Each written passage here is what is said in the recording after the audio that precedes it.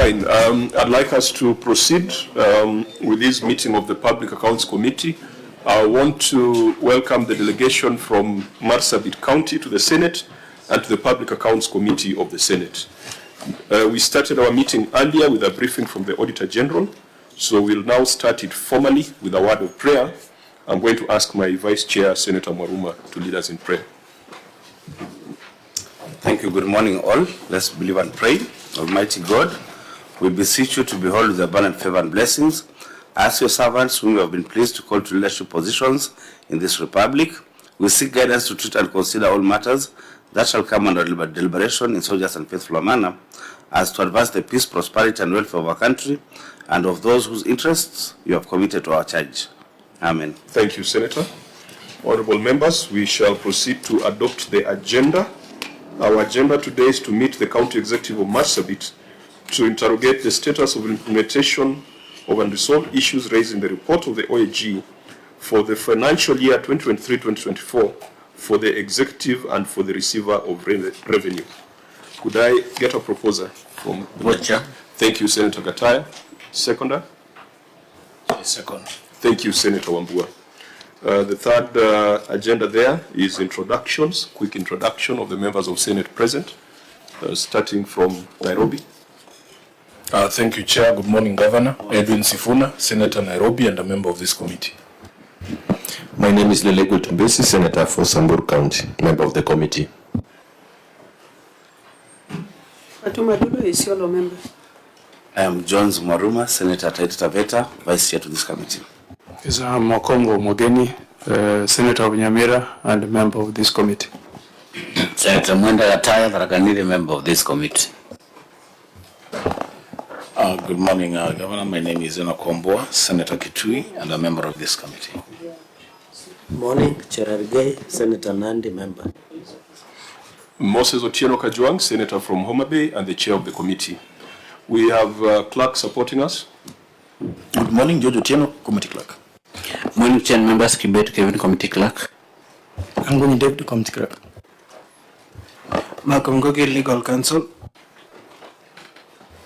Annette Mugali, research officer. Lydia Kagumba, protocol. Good morning, Chair. Slap Hussein, fiscal analyst, parliamentary budget office. Shali Milimu, Hansard officer. Chair, that's all from us today. Okay, you're welcome. OAG. Good morning, Chair members. Muriuki Patrick, liaison officer, Office of the Auditor General. Thank you, Chair. My name is Juvenile Sabong, Deputy Director of Audit, based in Isiolo Regional Office. Thank you, Chair. My name is Ado Koech, Director of Audit, based in Isiolo Regional Office. Chair, that's all. You're welcome. We have the National Treasury present. Edith Nkanata from the National Treasury. Karibu, the EACC. She'll come in shortly. She stepped out. Oh, she was here. Perhaps she's making some consultations outside. Do we have the COB today? No, they're still away. We need to find out what happened to them. We need them here. Okay. Did we invite the County Assembly or Marsabit? Yes, we did. I spoke with the clerk this morning. He informs me that he has challenges with that particular committee, so they're not able to make it for this meeting. Okay, fine. Governor Marsabit, please go on record.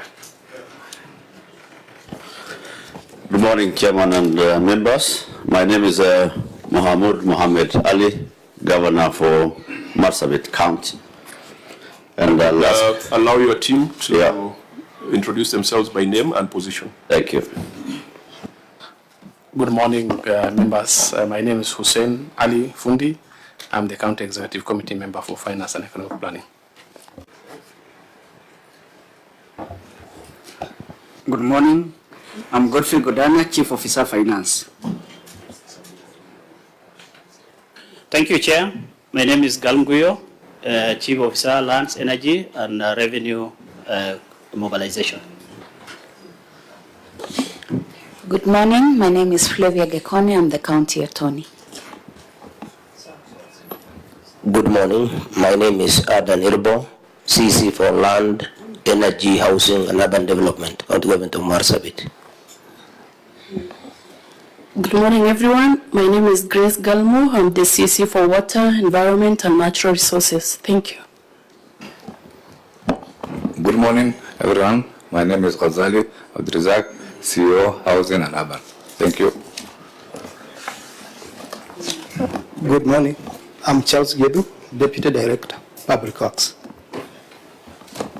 Good morning. My name is Francis Kariuki Kamendi, Director, Supply Chain. Good morning. My name is Galgalo Doyo Galgalo, Director, Human Resource. Good morning, Dabaso Bonaya, Director, Accounting Services. Good morning. My name is Ashal Ibrahim, Director, Revenue.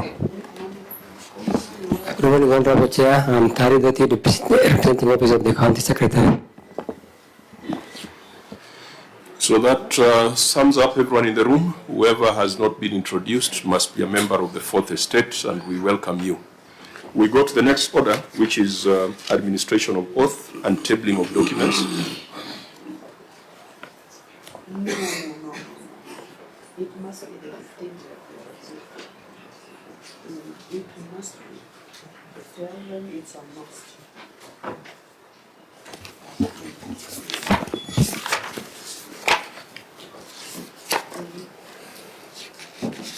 I, Mohamud Ali, do solemnly swear that the evidence that I shall give before this committee in respect of the matters before the committee shall be the truth, the whole truth, and nothing but the truth. So help me God. Next will be a tabling of documents.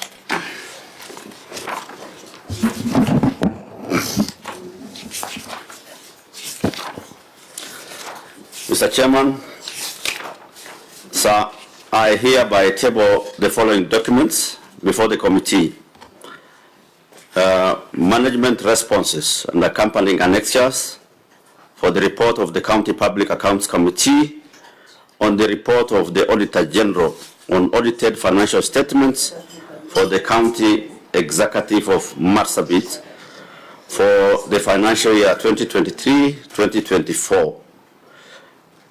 And management responses and annexures for the report of the Auditor General on the receiver of revenue for the County Executive of Marsabit for the financial year 2023-2024. Okay, Auditor General, could you confirm that what has been brought before us was circulated to you? Thank you, Chair. I hereby confirm that we received management responses on 30th of May. We've taken time to verify all the issues, and we are ready to proceed from our end. Thank you. Okay, Clerk of the Senate. Yes, Chair, I do confirm that we also received them on the 30th of June within the timelines. Okay, so that means there's nothing that should stop us from proceeding. We can proceed. Fine, so we will then go straight to the report of the Auditor General, starting with the report on the executive, and then we'll come to the receiver of revenue. But prior to this meeting, we have had a brief with the various institutions that support us. And I think there's a matter that we must deal with and put on record before we go to the substantive issues. Sometime in 2024, Governor, you appeared before this committee. And it is a meeting that did not end very well because we didn't have supporting documentation for expenditure. A week later, we saw, because you are not visitors in Jerusalem, we saw you were raided. Your residence was raided by officers purporting to be from the EACC, and several other people were also raided. And part of the explanation that was given was that you are unable to account for public resources when you appeared before the Senate. I would like to know, to date, have you been acquitted? Have you been discharged from those allegations? Mr. Chairman, you've asked a very weighty matter, which it was touching on my person, and rightly so, it was arising from the discussion that we had here. One of the one of the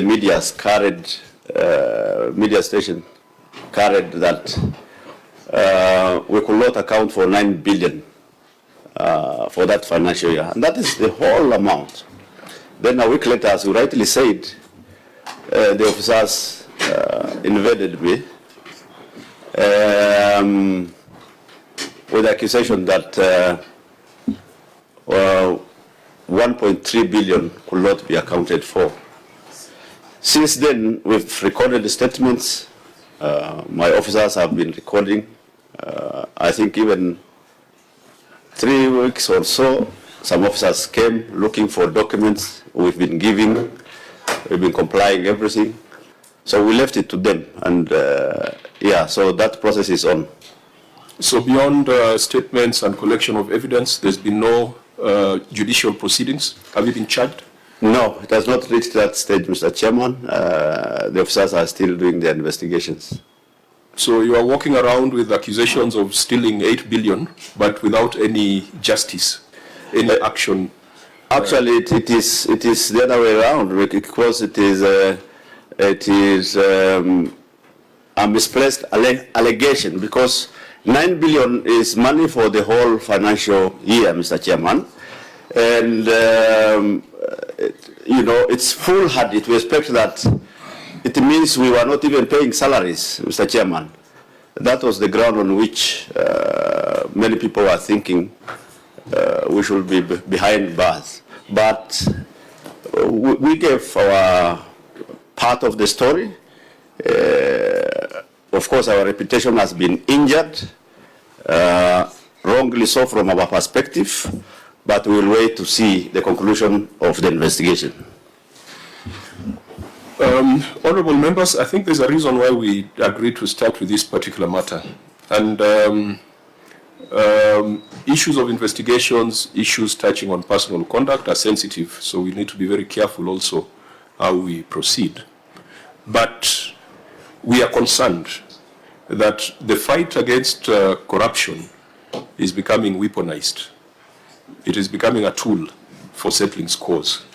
Because if that was in April 2024, the question is, today in June 2025, why haven't charges been preferred against those who may have been found to have committed the illegalities that are cited? And the public starts looking at the Senate as a toothless dog, that we just bark, we don't bite. In the case of Marsabit, it was one rare case where the EACC took up a matter that had come from the Senate. But we need to know whether it is proceeding or it has died or it is being kept somewhere. So I think EACC is present. EACC, could you tell us what's happening in Marsabit? Because if you are going to make further directions today, and yet previous directions have not been dealt with, then we might as well adjourn. Yes, Chair. The search was conducted on the 4th of April 2024, and subsequently investigations commenced. They were broken down to different matters pursuant to the documents that were retrieved, and investigations are ongoing. Statements were recorded as early as last week. I believe even the current governor was invited last week to come to EACC to record statements. So it's an active investigation, Chair. It is not yet concluded, but it is at an advanced stage. Honorable members, does that sound familiar? Chair, my question to Patricia, who represents the EACC, would be, as the Chair said, and the Governor himself has said, it touches on the person and character of an individual. It can be very injurious to characters. So what happens? Do you come and arrest me because somebody has said I've stolen, then you go and investigate? Or do you investigate and then come and arrest me? How should it work? It's investigation first and then subsequent arrests. So there have been no arrests. It is just investigation processes. In the eyes of an ordinary Kenyan like me, the governor was arrested. In the eyes of an ordinary Kenyan, a raid is an arrest. That's what it is. Chair, what time was the visit? If you don't call it arrest, what time was the visit? As early as a few minutes to 6 in the morning. In your private residence? In my private residence. But Chair, is that a visit or it was a raid? It was a It's not a raid. visit. It was a raid. Yeah. It was invaded. Yeah, you know, even from a layman, we expect, you know, EACC chair is a replica of what the police does. You know, you cannot just go and arrest somebody when you have no evidence. You do your thorough evidence, maybe for a certain time of, time. You gather all the evidence you want, then you go and arrest somebody. You cannot just raid somebody's residence, you arrest them, then tomorrow you start saying, then we are recording statement from so and so, we are investigating 1 year down the line. I think that this is drama. This is not something we can call investigations. Chair, can I say something? Yeah, please go on record, Senator Chute. Thank you, Chair. My name is Mohammed Said Chute, Senator Marsabit, friend of this committee. Chair, you have the powers to ask the EACC to come before this committee. Senator Chute, perhaps you should have allowed the members to finish because EACC is on this committee. Yes. We sit with an officer from the EACC. The lady called Patricia. The lady called Patricia is from the EACC. They mean the CEO. Now, we have had occasion to talk to the CEO, Senator. What we are saying here, you know, it's almost as if we are going to have to render an apology to this governor. Because the reason he was raided is because they had something that was said in this committee. Yes. You know? Now, Chair, we should not behave like we don't know what's going on in this country. When the current administration was campaigning, they told us they would put an end to weaponization of criminal justice system to go after people. But clearly it is still ongoing. Chair, you are aware that just a few months ago, there was another high-profile raid on the governor for Kiambu. And when we tried to find out what was going on, the information that I was given was that he refused to attend a political meeting in his county. And one of those leaders there who thinks they are very powerful decided to, quote-unquote, teach him a lesson. And if you ask EACC what has happened between the time Governor Wamatangi was arrested and now, the answer Patricia will give you is the same one that we are being given from Marsabit. There was another one, just recently, Governor Tembea. They went to his house, there were all sorts of drama, unnecessary drama. And if you ask EACC what has happened subsequent to that, the same answer will come as the answer from Marsabit. What we are saying, Patricia, is as a committee, we are not very happy, Chair, because we want to distinguish between, we have made recommendations. We have made recommendations as a committee for EACC to investigate, but they never follow those recommendations. They want to go suimotu after people that they perceive, you know, to be having problems with whoever. We made recommendations in Turkana after we went to the ground ourselves. And this is something we can repeat even now. Turkana is a crime scene. The governor who was there is supposed to be in jail, but he's in State House. So, I mean, what explanation would EACC have for not following the recommendations we've made, but they go and do other things on the side here, just to harass people? So, Chair, my recommendation would be, I think we need to put timelines. From the day you arrest someone to the day that you arraign them in court for a charge, not to ask for 60 days to investigate, so that you prevent this abuse of the arrest process. They are out to humiliate people. So that if you know you are not ready to prosecute, don't come to my house. Don't come to my house. If you have evidence, you wait until you have everything. When you arrest me, don't go to court to ask for 60 days. Go and charge me and say this is the evidence that we have obtained over a period of a year. Because it is not fair. Like 1 year down the line, how can you still be talking about investigations? And we have seen, Chair, in previous matters, where investigations take longer than the time it takes to acquit someone. It doesn't make any sense, Patricia. We know that you are just a liaison officer. But you are going to bear the brunt of our frustration because you are the face of the EACC on this committee. It is not fair. It is not fair at all. It is open abuse of power to arrest people. And I'm saying this knowing they will come to my house next. They are welcome. and Chair, I think we need to conduct also our oversight work because When we do recommendations to DCI and ESC as a Senate committee, our people are asking us at home, so what? You've grilled the governor, you've written recommendations at ESC and DCI to do investigations, so what? 5 years, 10 years down the line, there is nothing happening. And as Senate, we are seen as toothless bulldogs. I think ESC has refused to work, and what they are doing now is they have resorted to PR exercises to be seen to be working. It's very unfair. Chair, something small. Patricia, again, we apologize to you. You have to just deal with this because you are the one who is maybe there. for as guidance, since she's representing the institution, let's just refer to as ESCC. Okay, yes. So that it's not her personal conduct that is under scrutiny. That's okay. Well guided, Chair. You know, the question that comes to mind is, you know, the E in ESCC stands for ethics, right? So it becomes a very difficult thing when the institution that is supposed to even ensure ethical standards, it behaves in manners that are not really ethical. I say that because before you raid me, and you're raiding Sifuna next, I don't know for what, but before you raid him, would it be fairer to first ask him to submit the documents that you want to carry out whatever investigation you want to carry out? Then if the documents then are not provided, then you can raid. Why is raiding so important to the ESCC at the onset of every investigation?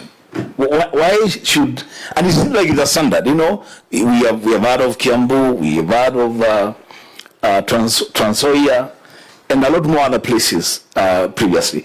Why is raiding people's residences so important for ESCC investigations, even before they have asked for the document that they want, and the person that they want to investigate has refused to give the documents?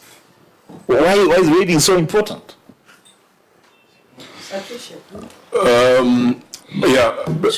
There was a point by Senator Chute which I think will be perhaps a logical conclusion, because we must put those questions to ESCC. But Senator Sifuna, I don't think you are at the point of apologizing to the governor, because it is for ESCC to tell us what action has been taken. And if the governor is acquitted, if the governor is let off the charges, then we could address that. But it's not yet time for that. But let's have a quick round of contributions. Maybe Senator Chirarge, and then Senator Mugeni, you are the founder of that institution. You need to tell us what went wrong. Thank you, Chair. The reading of Article 79 of the Constitution establishes ESCC as an independent body. So I think while the concerns are valid, we should not use opportunity to throw political convenience statements and snippets that will make us make statements that are just chiding politically. Because as far as I'm aware, ESCC is a very independent body. In fact, Article 79 says Parliament shall legislate, unless Parliament now are the ones directing ESCC to do their job. But when you look at Chapter 15 of independent commissions, ESCC is one of them, and therefore they should act independently. And from my observation, Governor who is before us does not have a problem with the government of the day, including the president. So I don't know why there is a perception that is being fought politically. Secondly, allow me, I was just patiently listening to you. Why are you emotional? Please proceed, Senator. Yes, hold your horses. So that is what I know, because I know the two gentlemen, they are very close friends. So anybody who want to just twist you, Governor, just ignore them with the contempt it deserves. Finally, I agree that it is high time that we invite the CEO and entire ESCC commission to appear. Even Nandi, for example, the ESCC came for a raid of payroll fraud. Up to now, after disappearing with computers and other documentation, including the payroll, they have never given us headway. So I agree with members that I think EACC must give us, and I hope, Chair, when they come, you remember when I served as the Chair General, like when we invited EACC in them, they brought us conviction of 20,000 bribery. You have convicted Matatu touts and everything. We want them, when they appear, they should tell us the budget we give them as Parliament, these are the convictions, this is the status of the investigations. And I think that will give really a progress from that area. And I don't know, Governor, I don't know whether CEO comes from your county. Mr. Chairman, the CEO does not come from my county, but just to set the record straight, yes. I agree with what you said, that I have no problem with the government of the day, in fact. But still, I will want to confirm that the initial process of taking me to EACC was still political, from other quarters, not from the national government as such, if I may say. I don't want to go into the detail of that. Governor, you'll be doing yourself harm by getting into that speculative frame. I can confirm, let this committee, and we are saying this, we are not asking you to defend yourself. We are just saying that we need to see action, so that if there is a problem, you be taken to court, or if there is no problem, you be discharged. Right. I think we seem to be on your side. And rightly so, because I should be declared whether I am guilty or not. But I was just following up with the issue Senator raised. Chair, I was finding out with the CEO. Be careful. I am concluding. Senator CEO doesn't come from. He comes from Garissa. I think it's okay. Thank you. Asking that. Thank you. What is the nexus, Senator Cherargei? What is the nexus?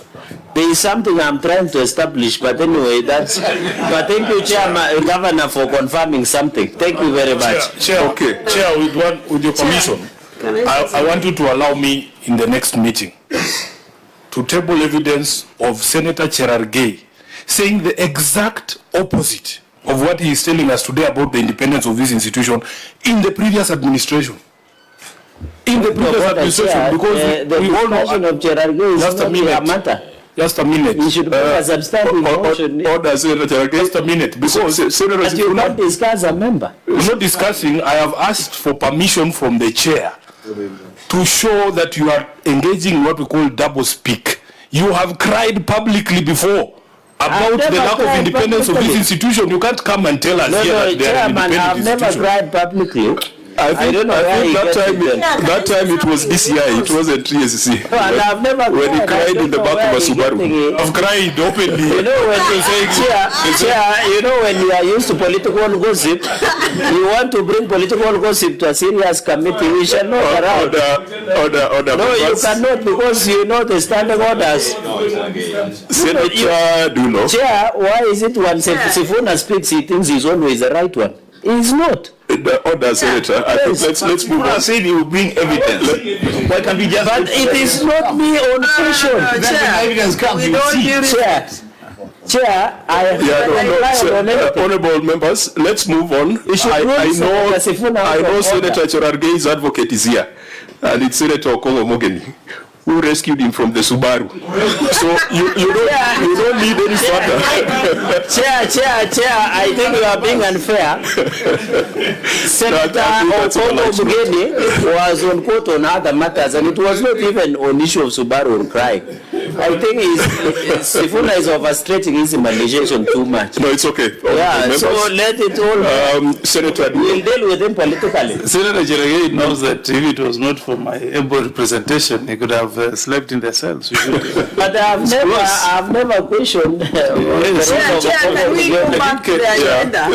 come back to you. I think let's hear Senator Dula, then I come back to you, Senior Counsel. Please.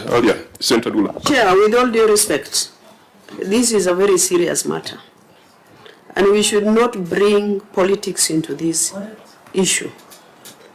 Number one, as Cherargei says, EACC is independent institution.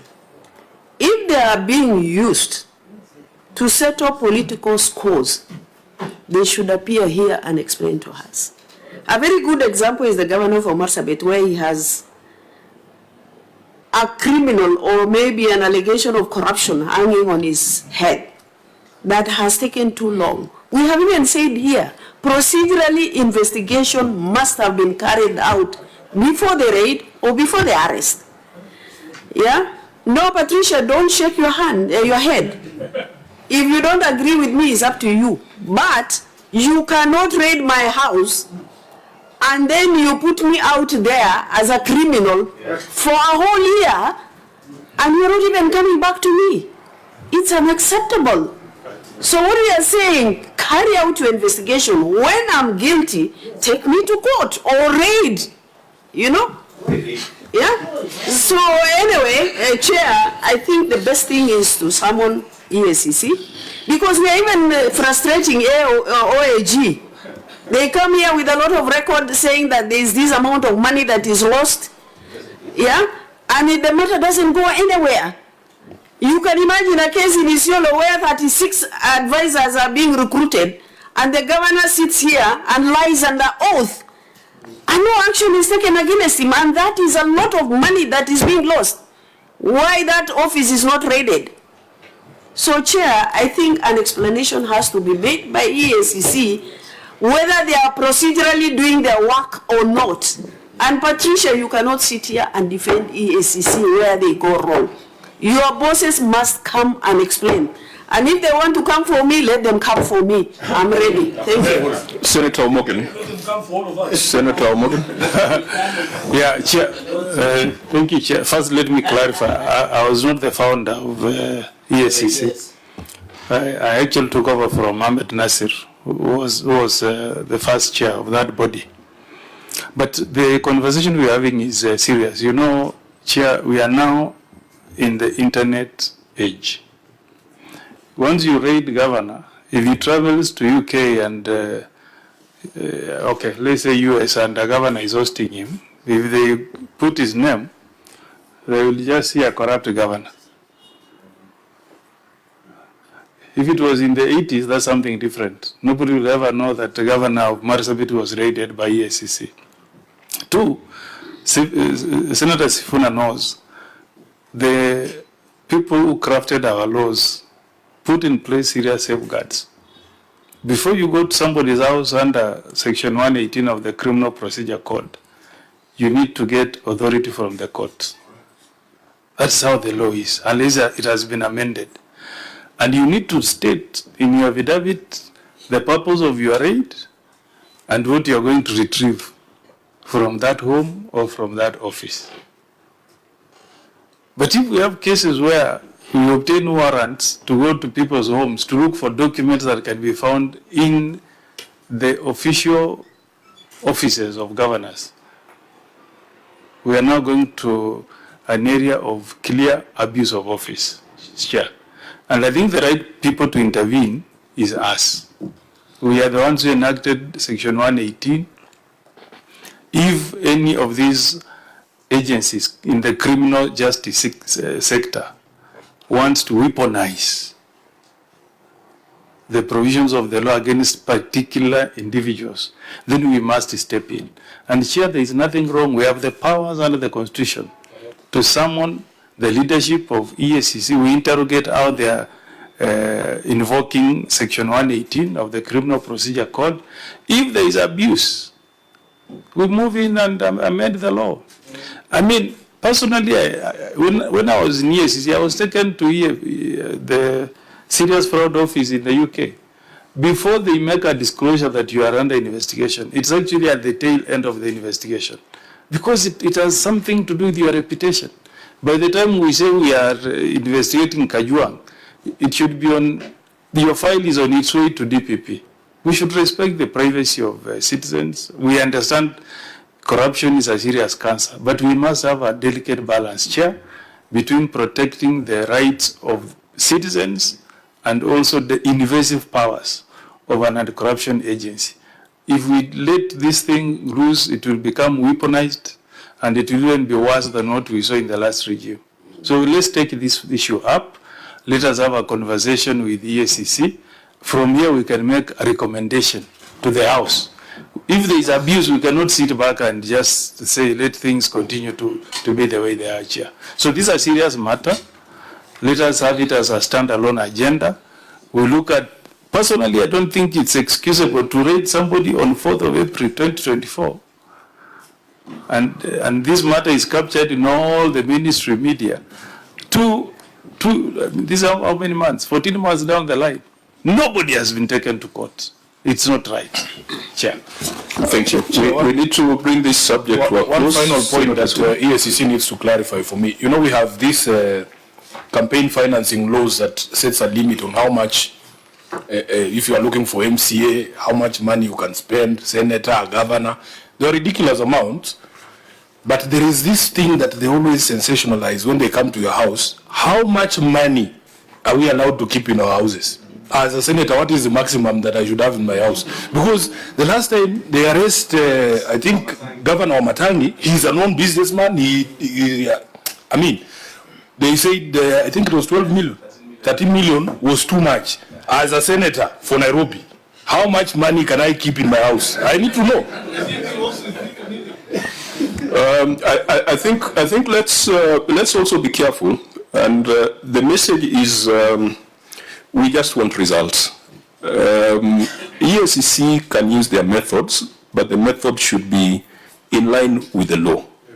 The only reason I brought this matter up is that the EACC themselves tied the visit to the governor to his appearance before this committee. And it is only fair for us to ask how far the matter has gone.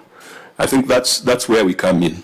It would be a bit delicate for us to direct EACC on how to conduct itself. Of course, it must conduct itself in accordance with the law. Results. Let the governor be charged if he's guilty. Let the governor be acquitted if there is no offense.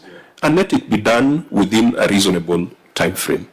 I think, Patricia, that is our message. The rest were contributions. But ultimately what the Senate wants, and we respect your partnership. We respect what you are doing as an institution, and we know that you are our partners. But the public does not understand why we say a lot of things in Nairobi, and then it does not lead to charges. It does not lead to conviction. And it's been a very difficult job for us to explain that our job is recommendation, whereas investigation goes to another entity and prosecution goes to another entity. But we must also address the capture of players in the criminal justice system in this country. Because this conversation implies that EACC could be weaponized in some cases, which is not proper. And we have cases of Trans Nzoia, Marsabit, Kiambu, Turkana, Isiolo, and several other counties. We don't want to direct EACC, which is an independent institution, but we just want to see that matters are concluded. Sometimes we make recommendations to the DCI for issues that border on criminality. But going by recent events, the DCI perhaps has become another criminal organization when they take people in and people end up dead in the middle of the night. If you go to the other institutions, for example, the judiciary has been terrorized to be compliant. If you look at the contradictory orders that are coming from the courts, and then you come to Parliament and the OAG, we have practically been castrated. So there's a big problem in this country. We need to deal with it. We'll be calling the leadership of the EACC for a conversation on how we can partner to work together. But the people of Marsabit deserve to know whether their governor is a thief or not, because that is the impression that has been put out there. I think that would be a fair call for justice. Yeah, Mr. Chairman, allow me to say one word. Your parting shots, the people of Marsabit need to know whether the governor is a thief or not. I also want to know the same. The day I was invaded, I found that to be very crude. Mr. Chairman, I'm a law-abiding citizen. If I was asked to appear and give some documents, I will easily do. So when finally I was taken to Isiolo, over 200 kilometers from Marsabit, I was shocked only to be told you will be called later. That, of course, I made it known that it was very disappointing. It was unfair, it was unprocedural. Save for that, subsequent investigations, the officers have handled my case orderly. We have complied, we have provided all the documentation they require, and we will wait for justice to be done to that matter. So personally, I think I agree with you. We need to conclude such matters because people will see me like, you know, somebody who has misused funds and this kind of thing, and the allegations or some statements that come from other leaders also. We need to be very careful. They can land people into trouble for no reason, just like that matter, as you rightly raised, Mr. Chairman. So thank you very much. Thank you. Honorable members, let's now look at the, and I think we had already briefed EACC, the representative, that we are going to do a formal invitation for a meeting on that. And please, we are not really directing you, we are just asking for results. We'll let it not be misconstrued that this committee was directing you to conduct your investigations in one way or the other. The only thing is fidelity to the law. Let's look at the report of the Auditor General, and if there's anything in that report that is the focus of ongoing investigations, EACC will also let us know so that we don't interfere with that. We have been given a brief by the Auditor General on the number of issues that still remain outstanding. Auditor, how many issues were raised? How many are addressed? How many are unresolved? Thank you, Chair. There were a total of 33 issues which were raised in the report of the Auditor General for 2023-2024 financial year. 15 issues have been addressed, Chair. 8 issues have been partially addressed, and 10 issues have not been addressed, Chair. So for efficiency, if there are issues that have been addressed, we shall take note of the written responses and deal with the ones that are that remain unaddressed.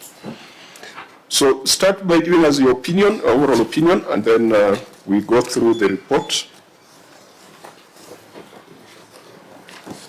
Okay, thank you, Chair. The opinion was qualified opinion. That is for the year ended 30th June 2024. Thank you, Chair. I usually hear governors being very proud that they had a qualified opinion. I think you should not be proud of a qualified opinion. You should be proud of an unqualified opinion, because that is the one that shows that you are doing well. Mr. Chairman, I don't know where this one is coming from.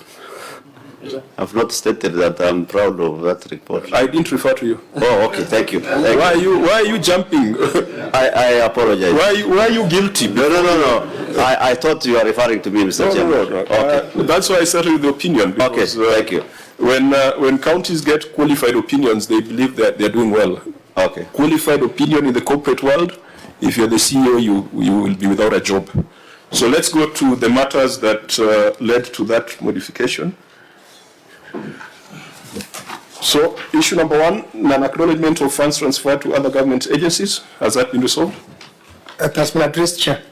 So you advise that we can mark that as closed? Yes, Chair. Unsupported legal fees?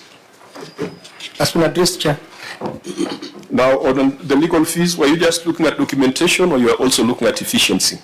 There's lawfulness and there's efficiency. You have given me a brief that the fee notes have been provided, breakdowns have been provided, supporting documents were provided. Was expenditure efficient?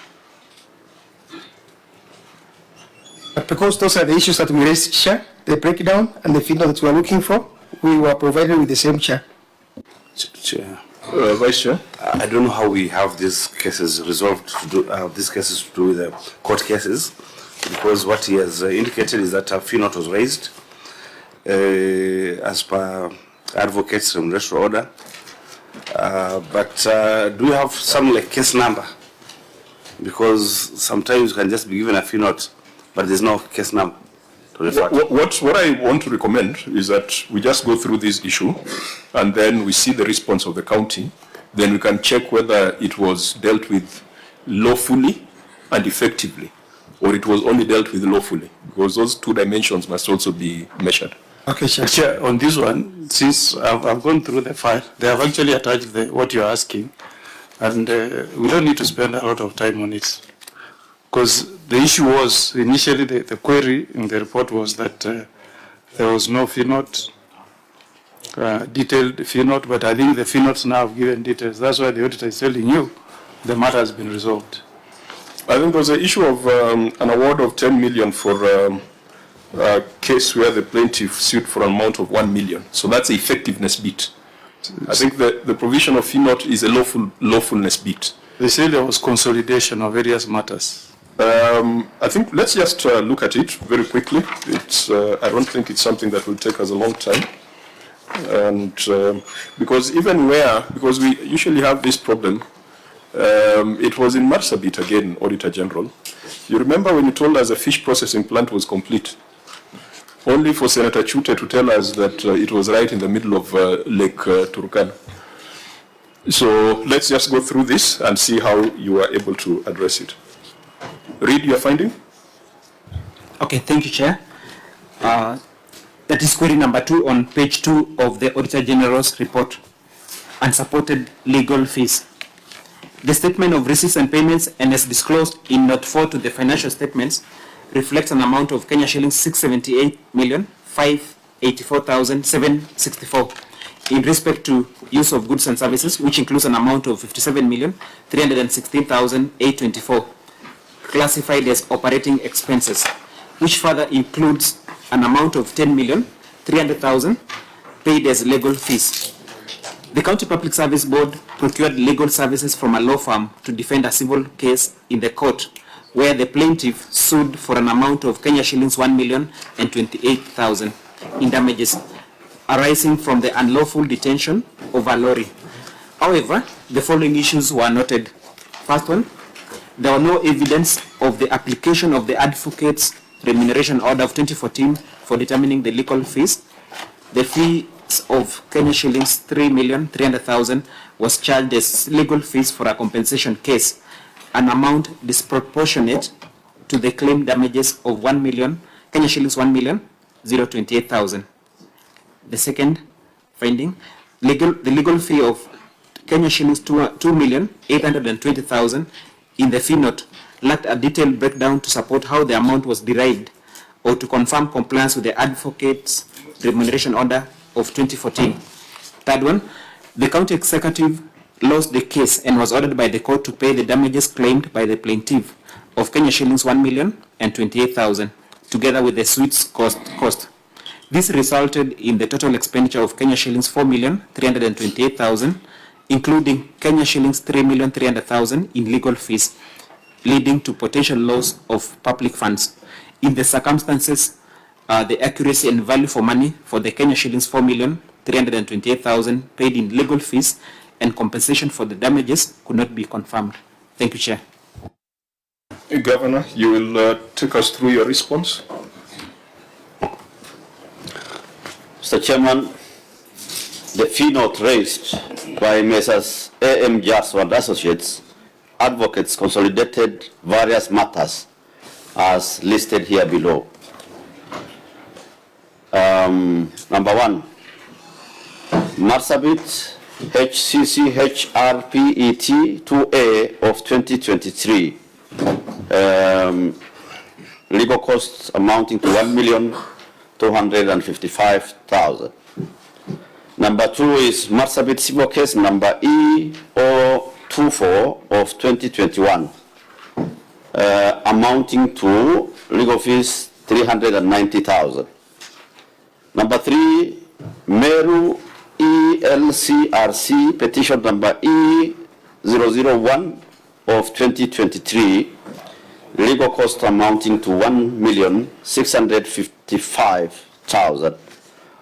All the three totaling to 3,300,000.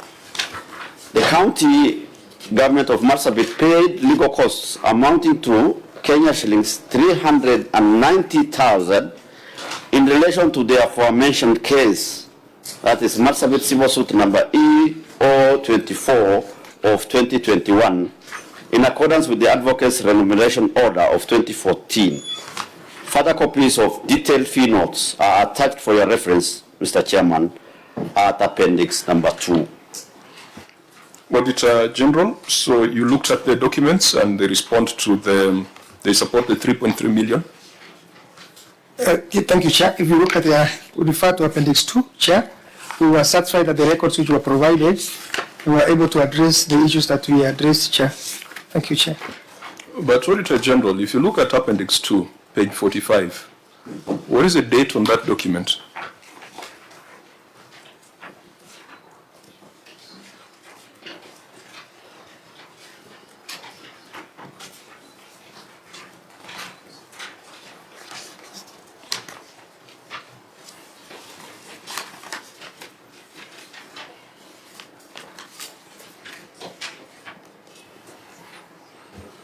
That's not been dated, Chair. What about page 41?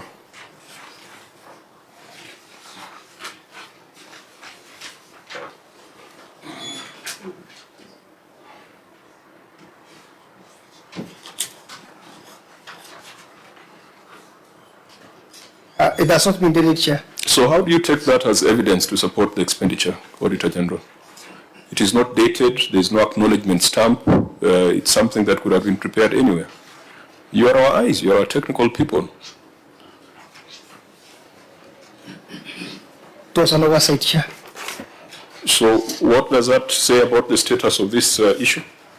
Because if the documents that are before us are not making sense, then how do we say that this matter was resolved?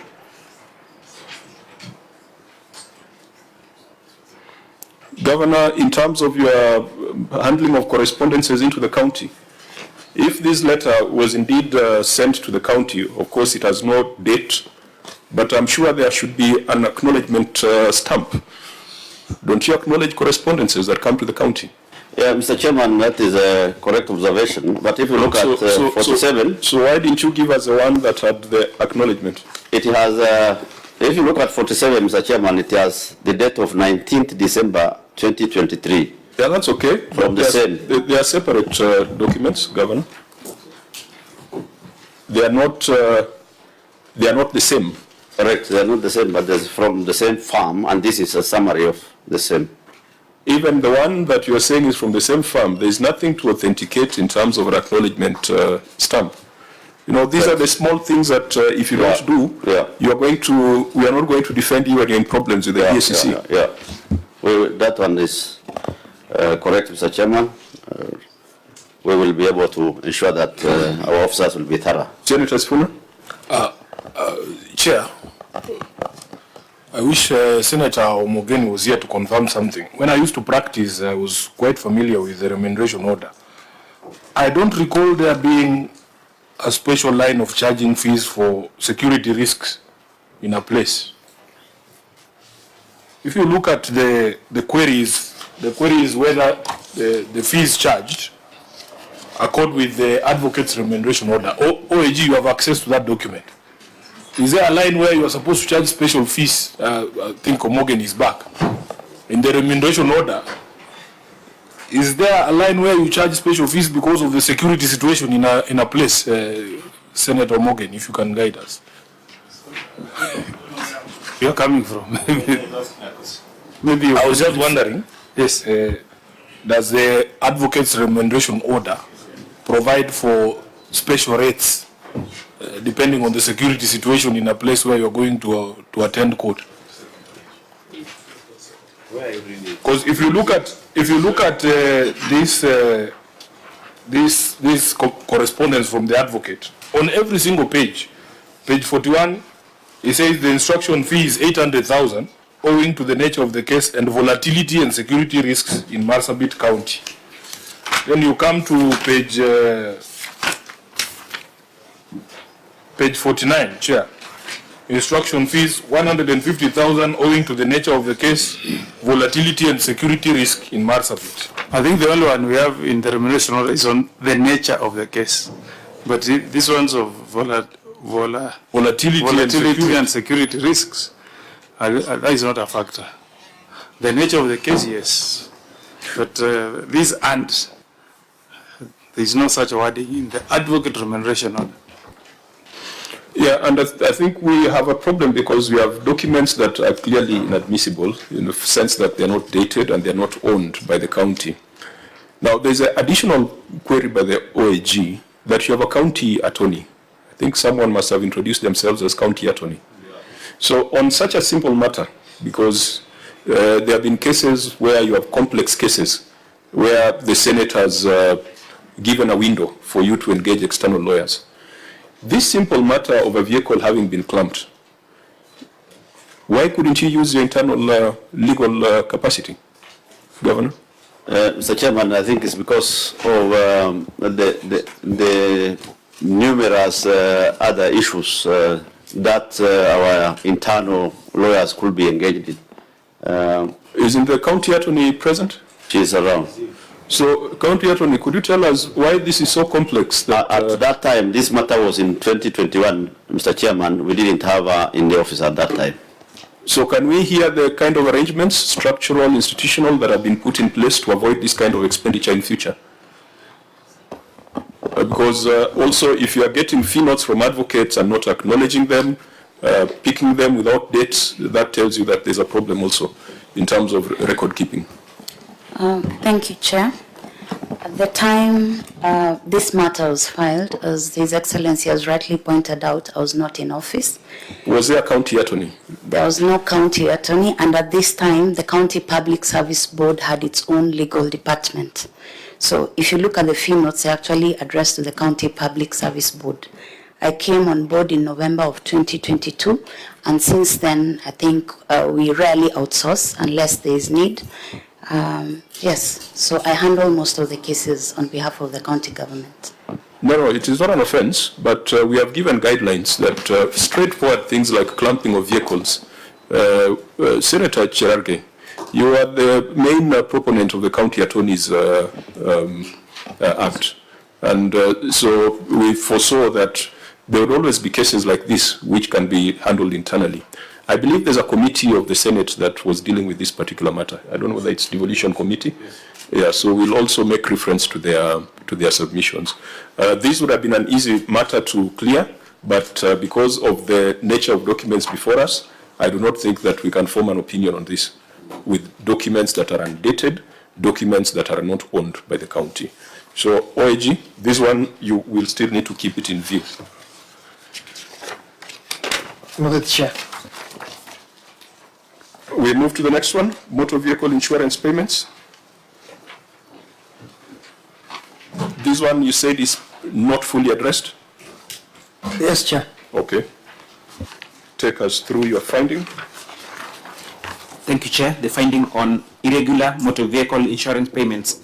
The statements of receipts and payments, and as disclosed in Note 4 to the financial statements, reflect an amount of Kenya shillings 678,584,764 in respect to the use of goods and services, which includes Kenya shillings 62,203,203 in respect to insurance costs, which further includes an expenditure of Kenya shillings 16,561,854 paid for motor vehicle insurance cover in the year under review. However, the following anomalies were observed. First one, records indicated that 52 motor vehicles valued at Kenya shillings 134 million were included in the list of the county's list of insured vehicles. However, the reviewed records show that the vehicles were either grounded or unserviceable during the insured period. Despite this, the county executive irregularly paid a premium of Kenya shillings 4,119,301, contrary to Article 201D of the Constitution of Kenya 2010, which provides that public money shall be used in a prudent, economical, and responsible way. Secondly, in addition, the list of insured motor vehicles included 6 motor vehicles bearing duplicate registration numbers valued at Kenya shillings 18,600,000. These vehicles were insured as separate entities, resulting in an irregular double insurance premium of Kenya shillings 558,000. In the circumstances, the accuracy and the regularity of the Kenya shillings 16,561,854 spent on motor vehicle insurance could not be confirmed. Thank you, Chair. Governor, your response? Mr. Chairman, the management confirms that the 52 vehicles classified as unserviceable were operational at the time of insurance tender advert. However, the management is in agreement with the auditor's observation that the aforementioned vehicles became unserviceable at the time of audit due to maintenance challenges associated with the aging stock. Further, the management confirms that there were 3 vehicles whose details were erroneously duplicated in the tender documents, while details of 3 other vehicles were erroneously left out of the tender document. However, during issuance of insurance covers, the error was corrected and covers allocated to the 3 vehicles that were erroneously left out of the tender documents. Please refer to Appendix number 3. Auditor General. Thank you, Chair. The issue was partially addressed because the error for the 3 vehicles that is being mentioned was corrected, and we noted the number for the vehicles. That is number 10CG012A, KCY074Q, 10CG085A. We have seen the covers. By the time of preparing our briefs, Chair, you can see we indicated 1 vehicle, but there are 3 vehicles. However, the issue for the value for money for the grounded motor vehicles, 52 grounded motor vehicles and subsidiary motor vehicles, has not been addressed, Chair. That's where we have an issue outstanding, Chair. Governor, is it your submission that there were 52 vehicles that were operational at the time of tender, but became unserviceable at the time of audit? Yes. Are they 52 or 3? Yes. They are 52. Yeah. What kind of insurance was taken out, third party or comprehensive? Mr. Chairman, I will ask Director Procurement to chip in to correctly give that answer. Director Procurement.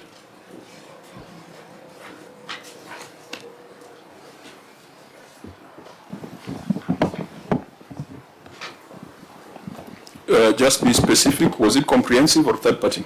It was comprehensive, Chairman. So when you take out comprehensive, there has to be a valuation report, isn't it? Yes, sir. Who is the underwriter?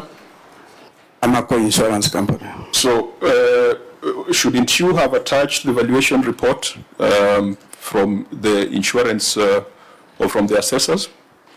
Because if it's comprehensive, then there has to be a valuation of the vehicle, isn't it? Mr. Chairman, there was a question on valuation and it was crossed. We attached the valuation report. Where is it? It was in the management letter that it was dropped. Auditor General, if they provided that at the ML stage, why did this find its way to the Senate? Thank you, Chair. Because now by the time when we were doing the final report, the verification was done by our officers, confirmed that these vehicles were grounded and unserviceable. So we thought it was that the value for money was not addressed. So there was a loss, a misuse of the public funds. The county did not get the value for the vehicles which were insured because they were grounded and unserviceable, Chair. Governor, 52 vehicles in 1 year is 1 vehicle breaking down per week. I'm just trying to imagine how that happens. That at the time of taking insurance, they were operational, but at the time of audit, they were all unserviceable. 52.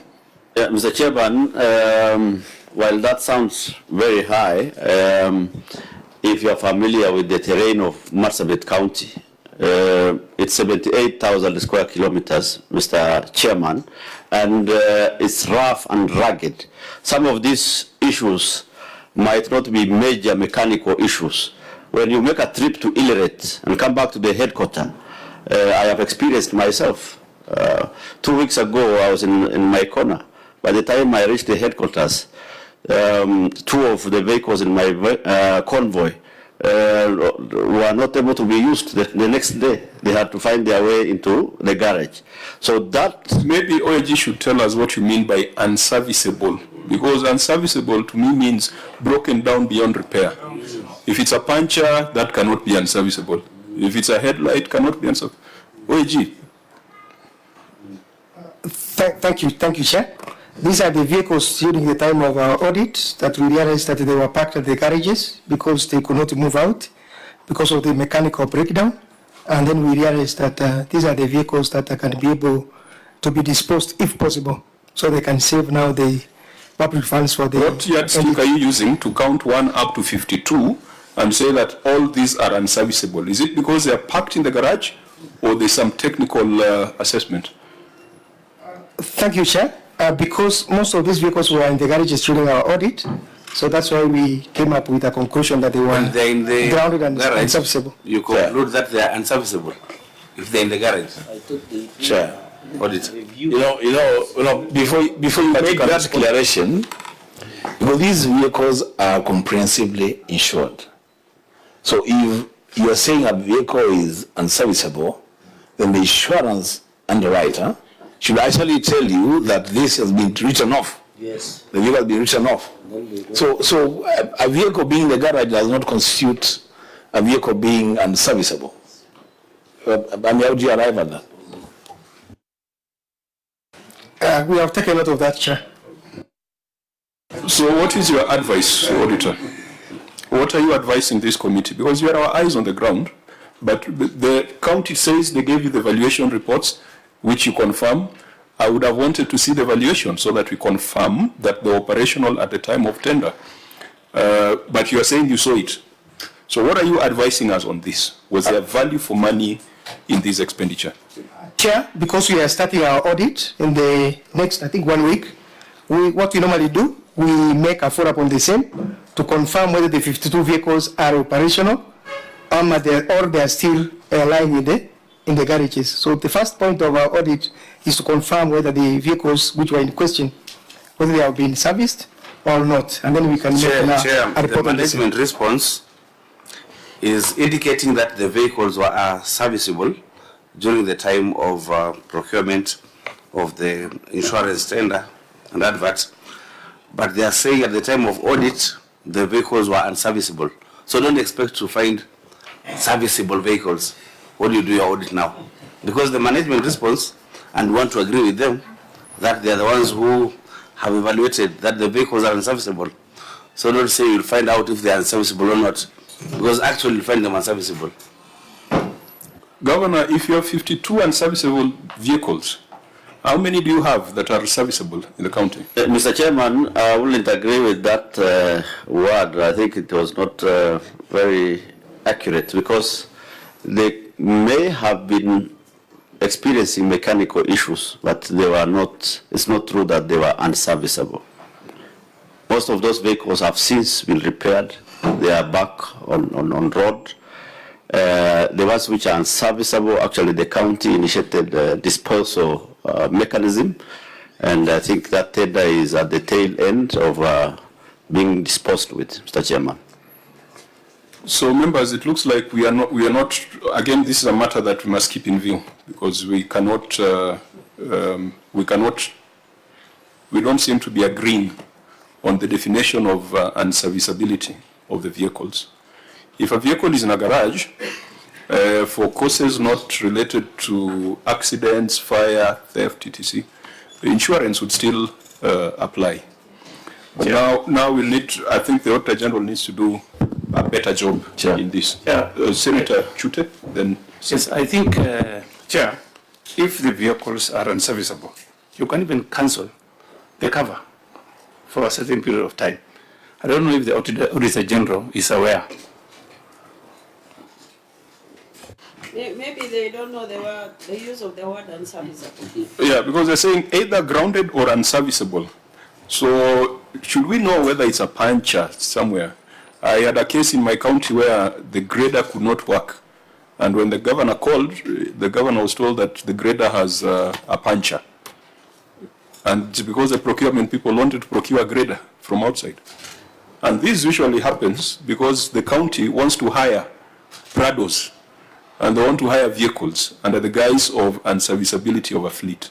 So it's not a small thing. It's not. It might look here like 4 million, but it's the sign of a big problem in counties. Senator Lelegwe, sorry. Chair, I just wanted to ask the auditor, other than seeing the vehicle being parked and now deciding that this is unserviceable vehicle, what other documents? Do you receive documents from the mechanical department to ascertain that this number of vehicles are unserviceable? Because that's the only way you can identify. Or unserviceable at the time of audit. That's what you said. You don't agree. It means you don't agree with your response. And you have indicated that most of the vehicles have been repaired and now are moving. So what would the auditors expect when they reach or when they are doing their audit in Marsabit? Will they find most of these 52 vehicles moving, or it is true they are broken beyond repair and therefore rendered unserviceable? Mr. Chairman, we've not faulted the findings of the Auditor General, but we've only said... You faulted. What you faulted is your response. What I'm saying, some of the vehicles truly were unserviceable, but some had mechanical breakdown, but they were serviceable. And since then, we've repaired, they have resumed duties. And some of these, what they'll find next in their audit, some of these unserviceable vehicles, actually, we have initiated disposal process. The tender has already been floated, and it is at the tail end of awarding to successful bidders, those who may want to procure. We direct the Auditor General to keep this matter alive and report on it in the substantive audit that you're going to do.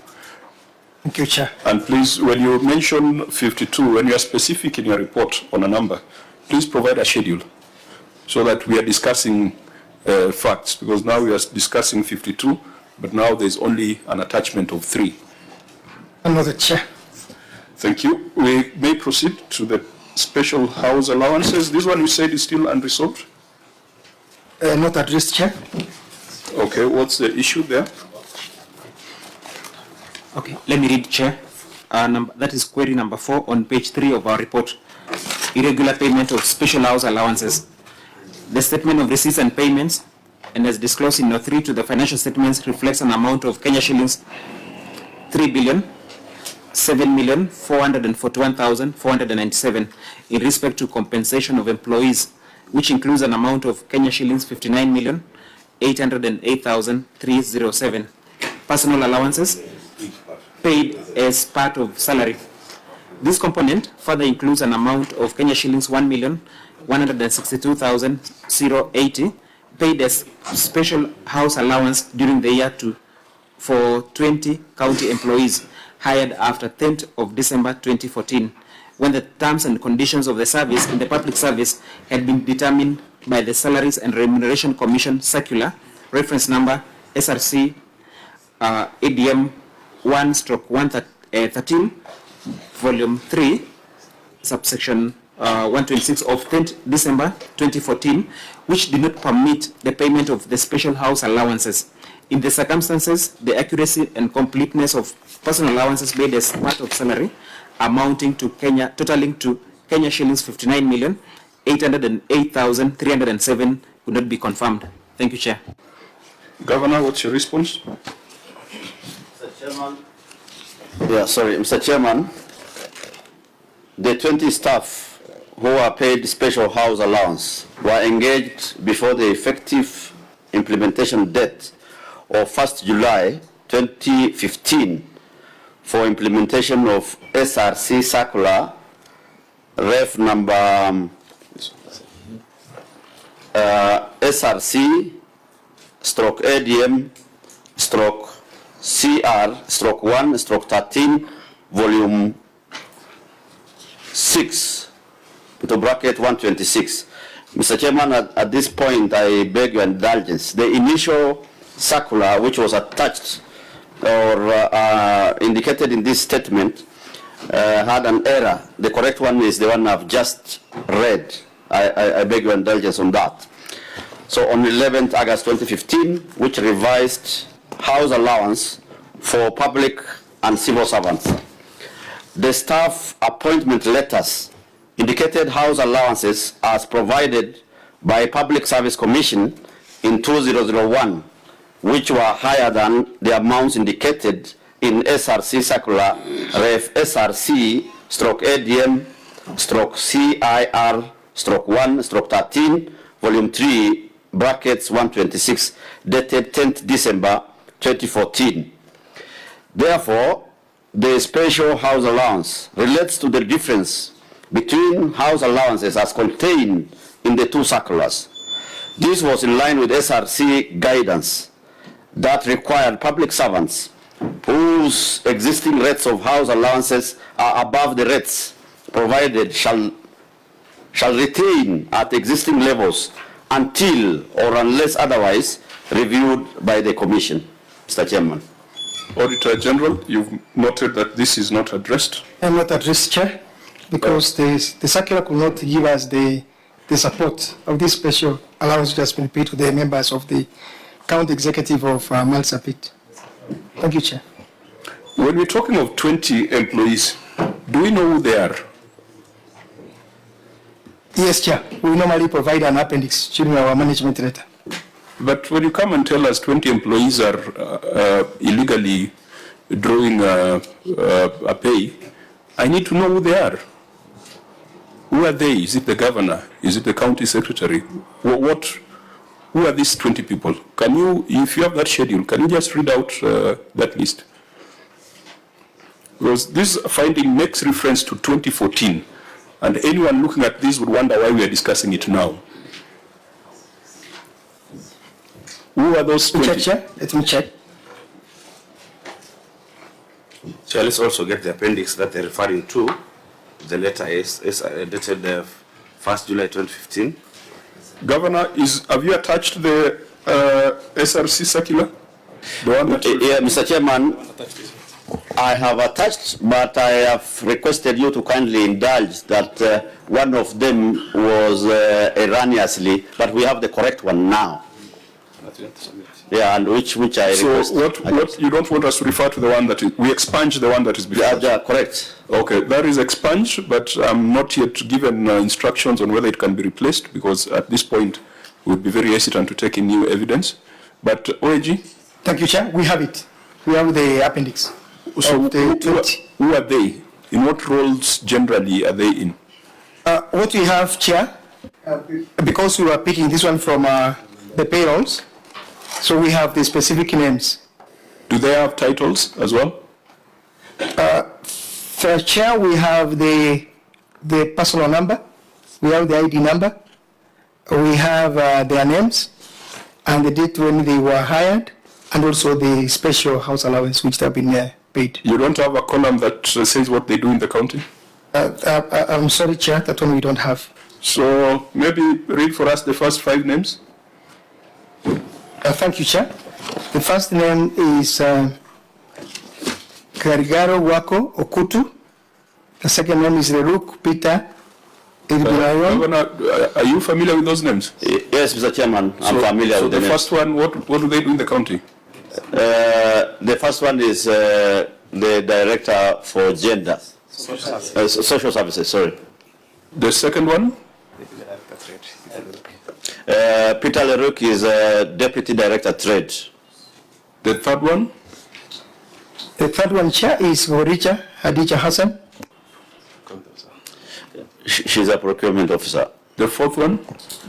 The fourth one, Chair, is Yatani Deepa Huka. Also procurement of Assistant Director Procurement. And the fifth one? Chair is Chiro Ali.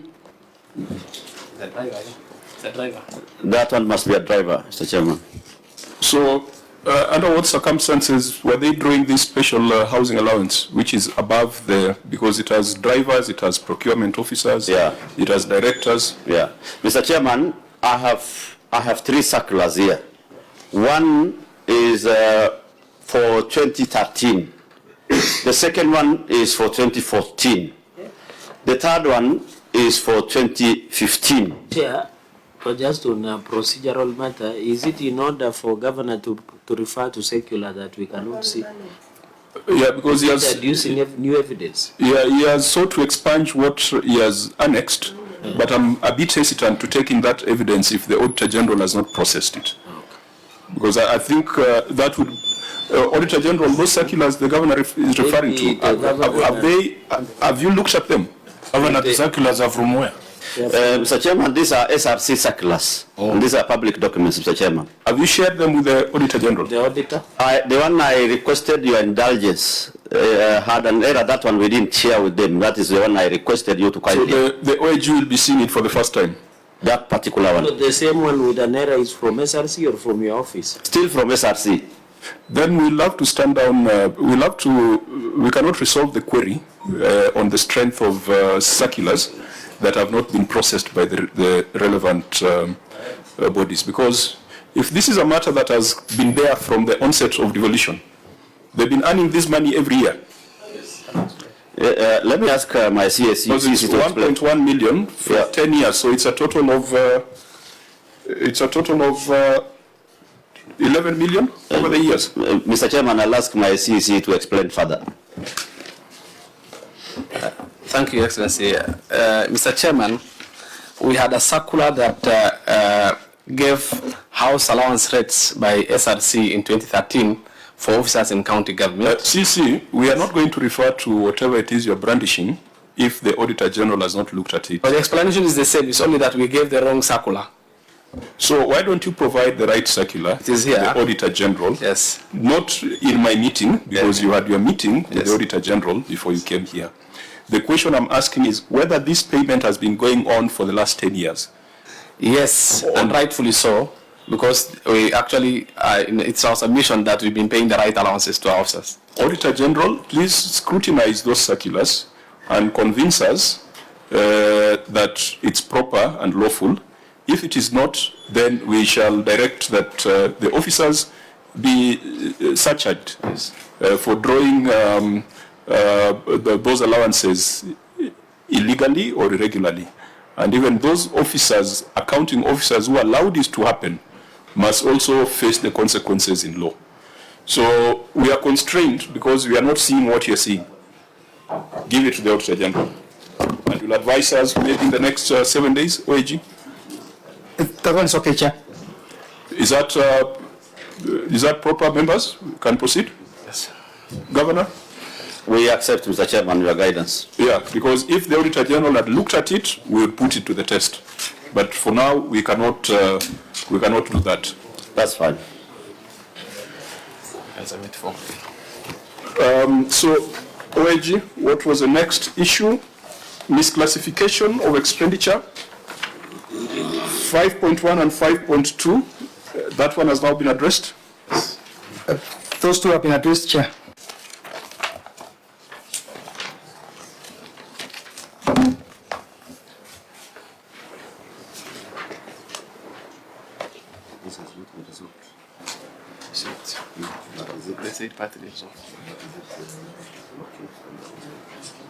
Yes, but they're saying there's no report from the committee, the town committee. So we go to the pending bills. Yeah, thank you, Chair. Question number. Thank you, Chair. Question 6. Maybe, Chair, can I ask something? Yes, Senator Chiroga. I saw, I don't know whether you, Governor of Turkana, and I think Governor, this issue of grants and donations, and was that matter resolved? I saw you had a meeting. There was a time you were having a meeting, especially from your region, where money had been released in terms of grants. Was that issue resolved finally? Yeah, it was also partially resolved because it was to do with the releases by National Treasury. So, and it was tied to the National Assembly's approval and so what did the National Assembly approve, and is there now the release is steady? It's approved, but the funds have not yet been released. Even a quarter? Not yet. Not yet? Yeah. How much are you looking as counties? Because I saw you, Lamurkai and another governor, I think. For us, it's around 700 million. For us, it's about 700 million. That's a lot of money. Yeah. But everything has been approved, just the exchequer. That's the release, exchequer release. Okay. Thank you. Yeah, thank you, Chair. Okay, I think the issue of classification or misclassification is an accounting matter, and we'll be going forward very harsh on the professionals who misclassify expenditure. We go to pending bills. Question 6, inaccuracy in pending bills. Note 1 under important disclosures reflect a total of Kenya shillings 403,539,755 in respect to pending bills paid during the year under review. However, it was not explained why pending bills amounting to Kenya shillings 228,456,192 brought forward from the previous years were not treated as a first charge against the expenditure for the year and paid in full. This was contrary to section 41 subsection 2 of the Public Finance Management County Governments Regulations 2015, which requires that debt service payments shall be first charged on the county revenue fund.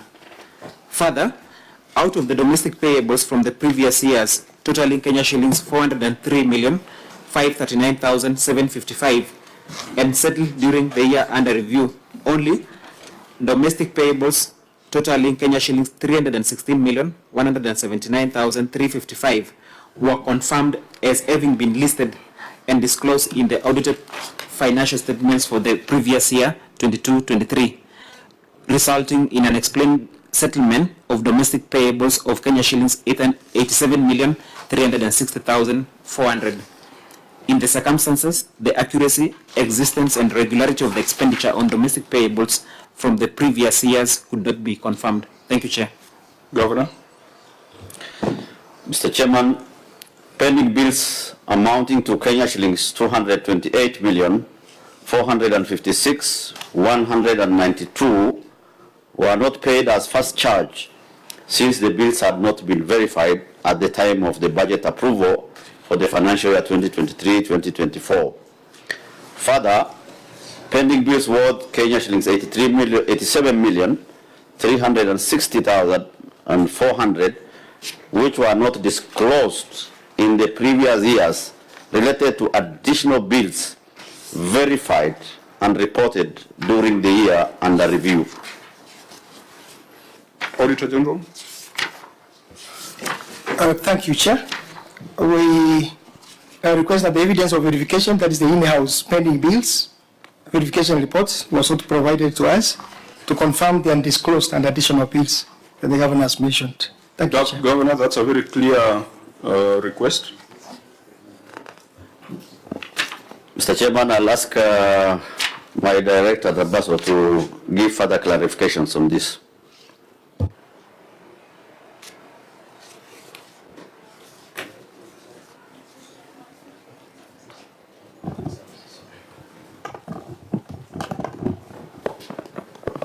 Thank you, Chair. The bills in reference relate to pending bills that were accrued in 22-23, 21-22. That year, we had serious travel clashes and implementation of the projects were affected. There was a committee that was put in place which did not finalize the report by the time we were doing our budget for 23-24. Accompanying the budget estimates were the payment plan as requested by the County Assembly. So we could not include the 228 in the submissions to the County Assembly because the report was not yet finalized. However, in the current year,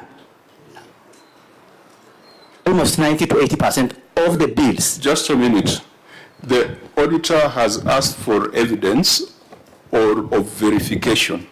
So that evidence is either the output or maybe the terms of reference or evidence that a team was set up. The stories you're telling us about insecurity is neither here nor there. Sorry, Chair. Then I think that request was not put to us by the team that... When you have such a query, don't you ask yourself what kind of record the Auditor General would want to get? You have left out 228 million out of your schedule. And you are saying there was insecurity, so the committee didn't complete its work. Can you provide the Auditor General with evidence that a committee was put in place? Yes, Mr. Chairman, that can be done. With your permission, Chair. I thought What they're telling us is that they now have a report of the committee that verified the bills. So that's what we need to see. Is the report ready now? Mr. Chairman, at this juncture, I wish to clarify that the committee that was set was actually gazetted in the Kenya Gazette notice. Even the county assembly deliberated and made communication to the executive. So did they verify the 228 million? It has since been verified, and in fact, most of this has been settled by now. So where is the evidence that the 228 million has been verified and either accepted or rejected? We have that evidence, Mr. Chairman. It Where can be is it? submitted. The Auditor General has been asking for it from 31st of December when he brought this report to the Senate. I think the way the question has been phrased, rather. Auditor, what did you ask from the county? You have told me here that there's some evidence that has not been presented. Did you ask the county to provide it? We did, Chair. So, Governor, because I'm getting a bit frustrated because most of the issues we have dealt with, we have not been able to conclude any. We are talking of additional documentation. And that's what put us in trouble in the famous meeting of April. Because where documentation is not there, the assumption is that money was used illegally. So 228 million is a big amount for you to leave it out because of some verification. Can you give us that assurance that the 228, because 228 million is easily 228 youth groups, each claiming $1 million shillings. It's a big amount. Mr. Chairman, I can assure the committee that this matter has been dealt with professionally and it has been handled, and that documentation can be provided as and when requested. Auditor General, what exactly do you want for us to address this 228 and the 87 million? Thank you, Chair. The 228,456, 192 Kenya shillings were not treated as a first charge. These are the long outstanding payables which were not addressed. And we had expected, when we were doing our audit, these bills to have been settled because they were ought to have treated them as a first charge. So they should have settled them first before they could start paying the new payables. So that's why our question was, why were they not settled by the county? And that is the evidence we are looking for from the county commitments that these payables were supposed to be paid. And why were they not paid? So, Governor, you say that you are still verifying them, which is okay at that point in time. What is the result of that exercise? So out of the 228, how much has been paid? How much is still outstanding? How much was dismissed as ineligible? Do you have that report? Yeah, Mr. Chairman, I have that report. We have since verified and substantially these claims have been settled. The issue has been why it was not charged as a first charge. And that we explained, we were not ready with the report of verification as at that time. But for now, this matter has been settled, Mr. Chairman. Where is the evidence before the Senate? I'm afraid it has not been brought here at the moment because we never thought it was required. Governor, you're a man of above average intelligence, going by your professional background. I wouldn't want to doubt your intelligence. So the answer to this question must be the things that we are asking for. It's not just a narrative. This is money. This is cash. It has to tie to the last cent. We have come across these scenarios in counties that have had political transitions. You are aware that the Treasury at some point made a proposal to stop transfers to counties, and Marsabit was one of them, on account of non-payment of pending bills. And of course, Parliament did not approve that request. So it is not an idle thing. So I would have expected that you would robustly respond to this matter, knowing the history that has been there. And those of us who are in the Senate, Senator Wambua, Senator Mogeni, you do recall that sometimes it was looked at as if the new governors were not paying suppliers who were put on board by the former governors. So that's why when you you disregard 228 million, we are extremely concerned. Senator Wambua. You know, Chair, I'm trying to read through this response and even the query, and I'm wondering really what the problem is. Because the question here is some 228 million Kenya shillings was not included as a first charge in your budget. You are saying that you have an explanation for it, and the explanation is that at the time of the audit, you now received a report from a committee that had been set to verify the pending bills or something. That's the explanation. And I'm wondering, what is so difficult with providing documented evidence to what you're saying? Because to me, it's a very simple thing to do. And Governor, as Senator or Chairman has said, one of the biggest challenges that we are fighting with a lot of governors over is a decision taken unilaterally by governors that if a pending bill was incurred by another administration, we simply don't pay, yeah, and you take people around in circles. What is the problem with this 228? Mr. Chairman, yeah, Chair, so that the governor can answer both, or even maybe the auditor. You know, there's the second limb that starts with father. I'm a registered member of Institute of Quant Surveyors of Kenya, for the record. Number two, the issue we are dealing with, Mr. Chairman, is why we did not pay as a first charge, the following year.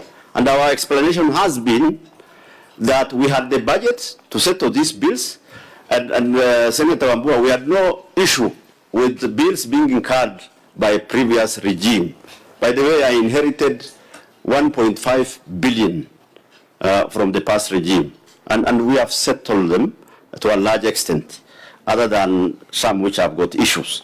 But for this case, it was not to do with matters we wanted to avoid or something like that. It was only that verification was not completed. The budget was available.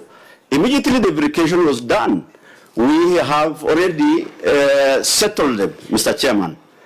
The only unfortunate bit that you are asking now, where is the record as at now?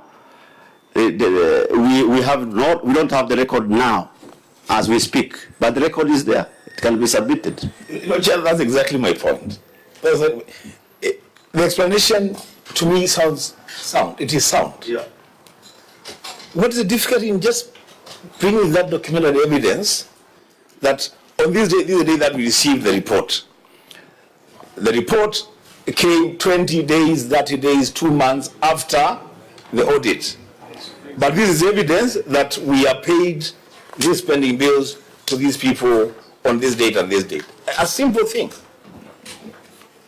Mr. Chairman, you can give us guidance on when we can give you that report. It is there in the office now. It's unfortunate that it is not here in this meeting.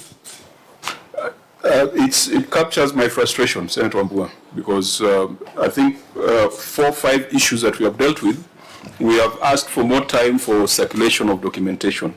And I think if we find 2 or 3 other matters taking the same route, we'll have to take a view on whether this conversation is useful or not. So, Auditor General, please keep this matter in view. Just a demand for the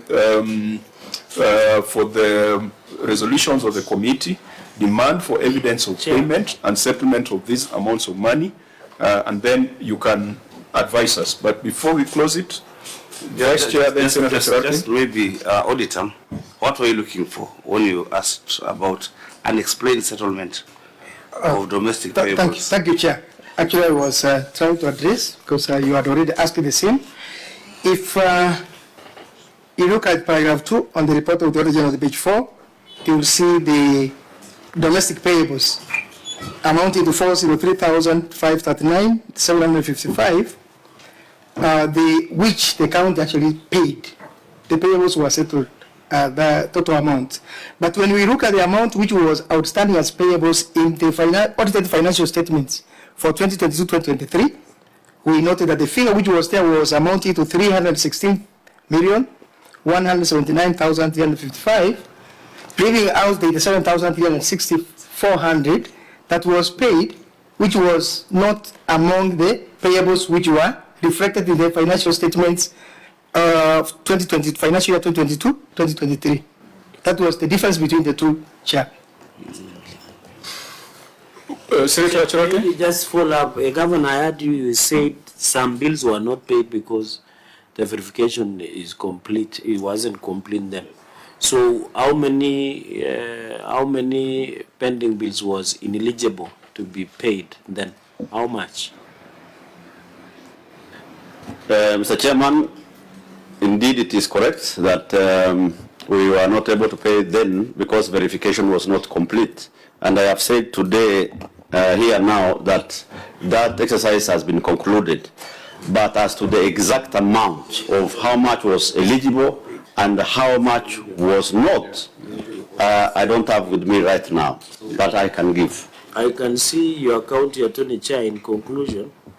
There was a decision in Kitale High Court on the process of verification of pending bills. I saw your county attorney, a lady by? Flavia. Yes. Yes. What did she tell you about this decision? Because Governor of Trans Nzoia had formed a committee and even gazetted to look into pending bills verification. Yeah, Mr. Chairman, the good lady is here. She can refresh us. I'm not sure what you are looking for, Senator. Where is she? Legally advised. Oh, sorry, she's just stepped out. She stepped out conveniently. No, you had not taken the floor when she had left, Senator. I think members. Because I really wanted, Chair, in conclusion, so that I exit nicely. I really wanted to know whether the governor is alive, because also you're having this issue of bursaries and what have you. So I wanted to really know if there is flow of engagement where he knows the position, what the High Court has ruled, especially on issues of pending bills. The challenge is that there is nothing before us to show that a task force was set up. There is no gazette notice. It's the governor who's making allegations that are not substantiated. So I think we'll need to advise the Auditor General. This matter remains unresolved until those documents are presented to you and the schedules of payment. Noted, Chair. Yes. Yes. Senator Morgan, you have an issue? Fine. Honorable members, we may proceed. So that matter also still remains outstanding. We proceed to, I think that was the last matter and financial statements, which led to the qualified opinion. There was a query on budgetary controls and performance. We shall take note of that because it's more of a policy issue, prior year and resolved issues. Again, that is the reason why we are having this conversation. There was wasteful expenditure on foreign travel and subsistence. Auditor General, you reported that this has now been resolved. Yes, Chair. The documentation and the delivery of the ambulances, which were in question, were delivered, Chair, and confirmed. Okay. There's a fiscal responsibility issue. Honorable members, I would propose that we first shelve that and look at a few other things of actual expenditure. Let's go to irregular commitments for supply of goods and services. Irregular commitments for supply of goods and services. Okay, let me read, Chair. Irregular commitments for supply of goods and services. Review of procurement records indicated that 73 sets of expenditure, commitments, and contracts for various supplies of goods and services totaling Kenya shillings 159,250,917 were made after the 1st May 2024 without the written approval of the accounting officer. This was contrary to Regulation 50, subsection 1 of the Public Finance Management County Governments Regulations 2015, which provides that all commitments for the supply of goods and services shall be done not later than 31st May each year, except with the express approval of the accounting officer in writing, if the circumstances management was in breach of the law. Thank you, Chair. Governor, what's your response? Mr. Chairman, the management is in agreement with the auditor's observation and commits to ensure compliance with the law and regulations.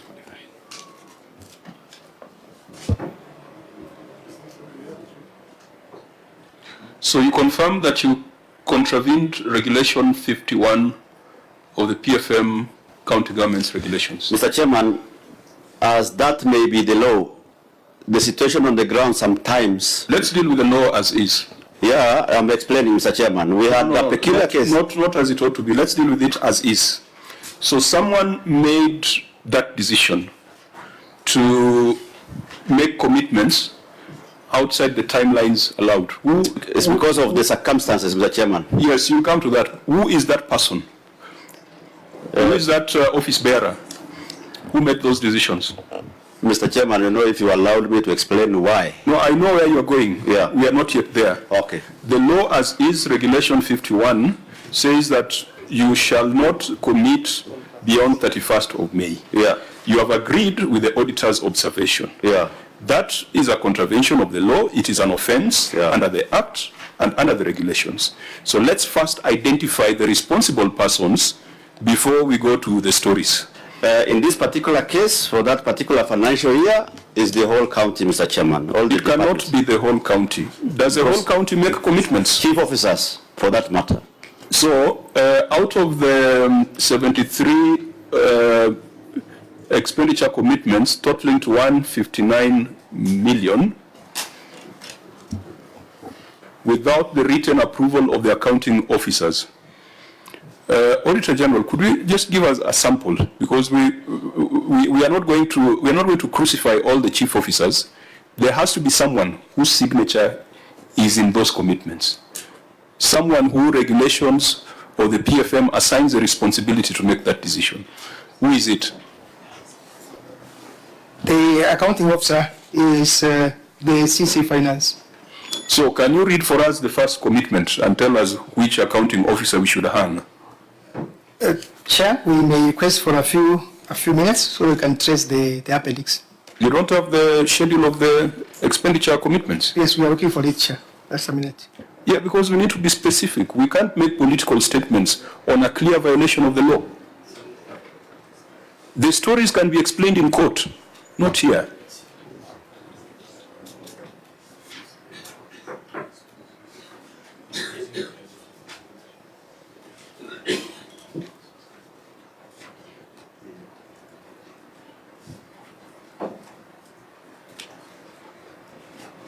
We need to see that schedule, and in that schedule you must tell us the person who takes responsibility for the breach of law. Then now they can make the explanations that the governor wants to make on their behalf.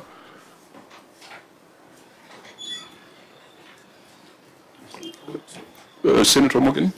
Actually, what's the explanation why written approval of the accounting officers was not sought? What was the explanation? Can I now explain? Because that's where the problem, that's the problem. That is what I was seeking to explain. Mr. Chairman, can I go ahead? Yes. Yeah, very good. Now, this is to do with the approval of CARA and you know, the ceilings of the counties, what we are supposed to incur. Mr. Chairman, you are well aware, we had a peculiar issue where approval of the CARA had to go into mediation. We did the budget, yes. Budget was approved, yes. But then approval both from Senate and the National Assembly had to guide how the counties are going to spend or what amount. So unless we got that, and in fact, in that particular year, we were advised later on through the mediation process of Senate and National Assembly, we had to forego, we had to revise our budget to close to 300 million. So because we didn't know where we were to stop, how far that issue was going to go to affect our budget, we could not procure items or goods and services until we get that directive. That is why supplementary took time. The County Assembly did not approve in good time. After the mediation process of the two houses gave guidance, then the supplementary now was passed, and after that, the accounting officers started procuring, and unfortunately that rendered us to go beyond the time, as you've discovered. Governor, if you listen to Senator Mogeni, he wants you to explain why the accounting officer did not approve, because there's an exception. He has brought you to that part where except, because you can't tell us that that happened and you have not taken administrative action, you have not issued a reprimand to the accounting officers. There is an exception allowed to take care of those circumstances. All right. Mr. Chairman, I get you now. That was an oversight, Mr. Chairman. Have you taken administrative action? Have you reprimanded? Have you issued any warning to accounting officers? It has not come to my attention as such, because I thought this explanation of funds approval delay was a national issue, and now that you've made it clear to me, yes, I'll be able to caution the accounting officers. Auditor General, we want to see the materiality of those commitments. And we want to know whether there are items that would fall under that category. Because you may just decide to throw a party in June and then blame Kara on it. Do you have that schedule?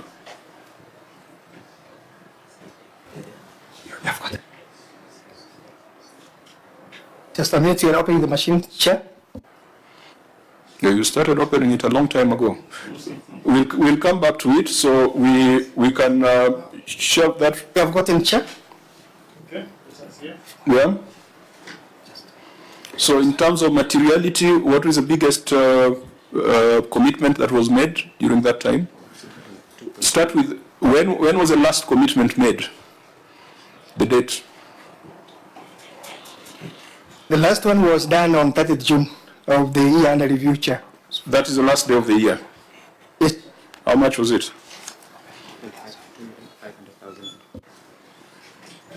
It is 2,500,000. Just open. And 80,000, Chair. What was it supposed to do? What was the commitment for? Chair, it is the supply and delivery of water treatment chemicals. Of water treatment chemicals? Yes, Chair. On 30th of June? Yes, Chair. Who was supposed to, who raised, that, when you say a commitment, it means an LSO. It's not a payment. Yes, Chair. It's an LSO. It's an LSO, Chair. So who issues LSOs in the organization? Head of procurement? Officers. Where does procurement and supply chain come in? Is there a requirement for a professional opinion? Yes. Or, yes. There so who issued a professional opinion indicating that it was okay to issue LSOs on 30th of June?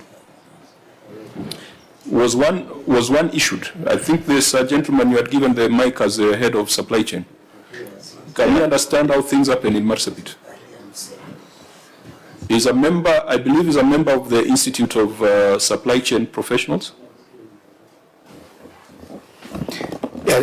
Yeah, Chairman, I'm a member of Kenya Institute of Supply Chain Management. So please help us understand how these things are. What happened in the IFMI system, the process of procurement, when you are doing the LPO in the system, it comes later in the IFMI system.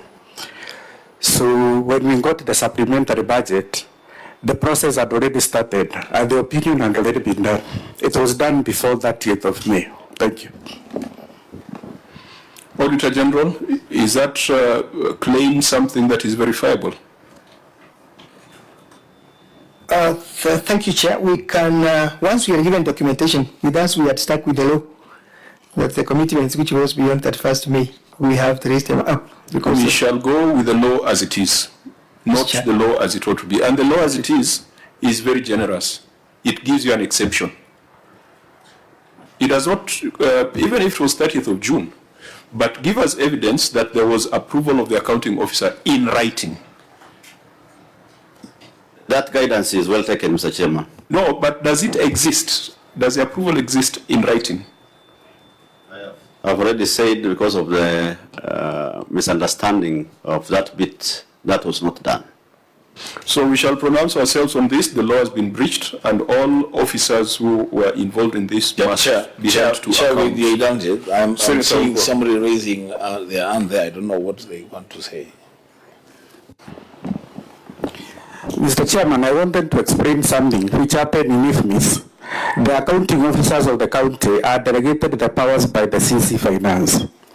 And in the IFMIS system, once we send the LPO to them and they approve in the system, they have, that is the approval of the accounting officer. Because accounting officer in the county... Did you read this audit finding before you came to Nairobi? Yes, Chairman, I read... Did you read that part, the last part where it talks about the exception?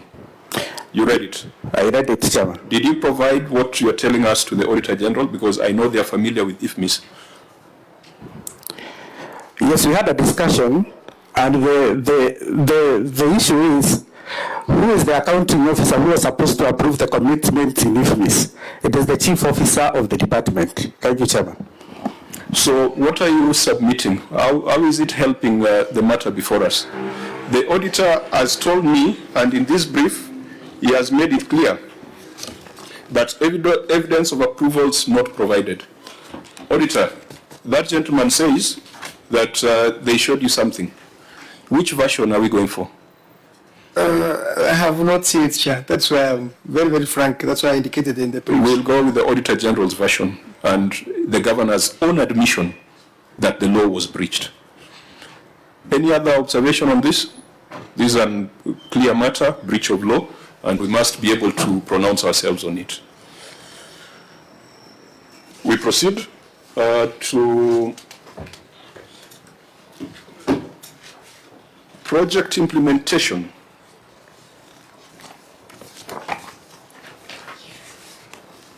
Anomalies in project implementation, Auditor General, the 5,000 liters of water. Okay, thank you, Chair. Supply and delivery of 5,000 liters water tanks to households. The statement of receipts and payments, and as disclosed in Note 9 to the financial statements, reflect a total of Kenya shillings 1,953,845,222 in respect to acquisition of assets, which includes an amount of Kenya shillings 443,505,099 in respect to construction and civil works. This amount further includes a total of Kenya shillings 22,500,000 spent by the Department of Water Services on the purchase of 450 water tanks, each with a capacity of 5,000 liters. The tanks were distributed to individual households. However, there was no evidence of monitoring and evaluation mechanisms to assess the effectiveness of the distribution or to evaluate the initiative's impact on improving water accessibility to the community.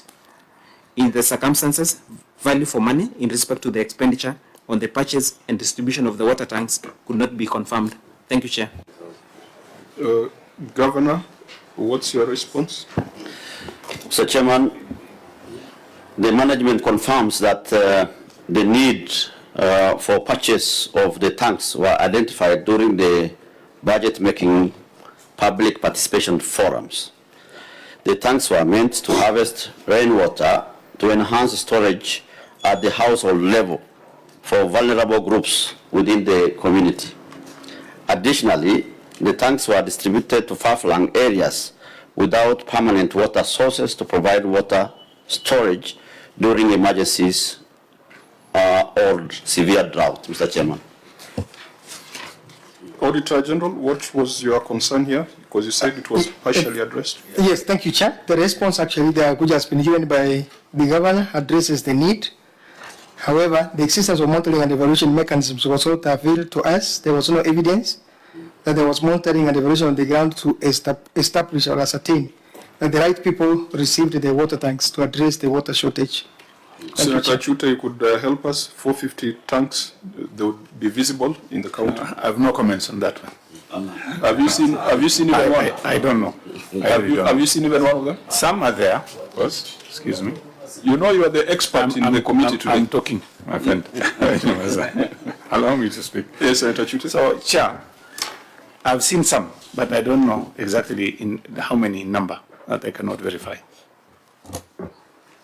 Senator Marum. Yeah, you know, Chair, normally what happens, and I think this is where the auditors are coming from, sometimes tanks are bought and given to campaigners, you know. And number two, sometimes tanks are bought fewer than the number. So there has to be a mechanism really of finding out who has benefited. So I think the query will still subsist if there's no clear monitoring and evaluation mechanism in place. Thank you, Chair.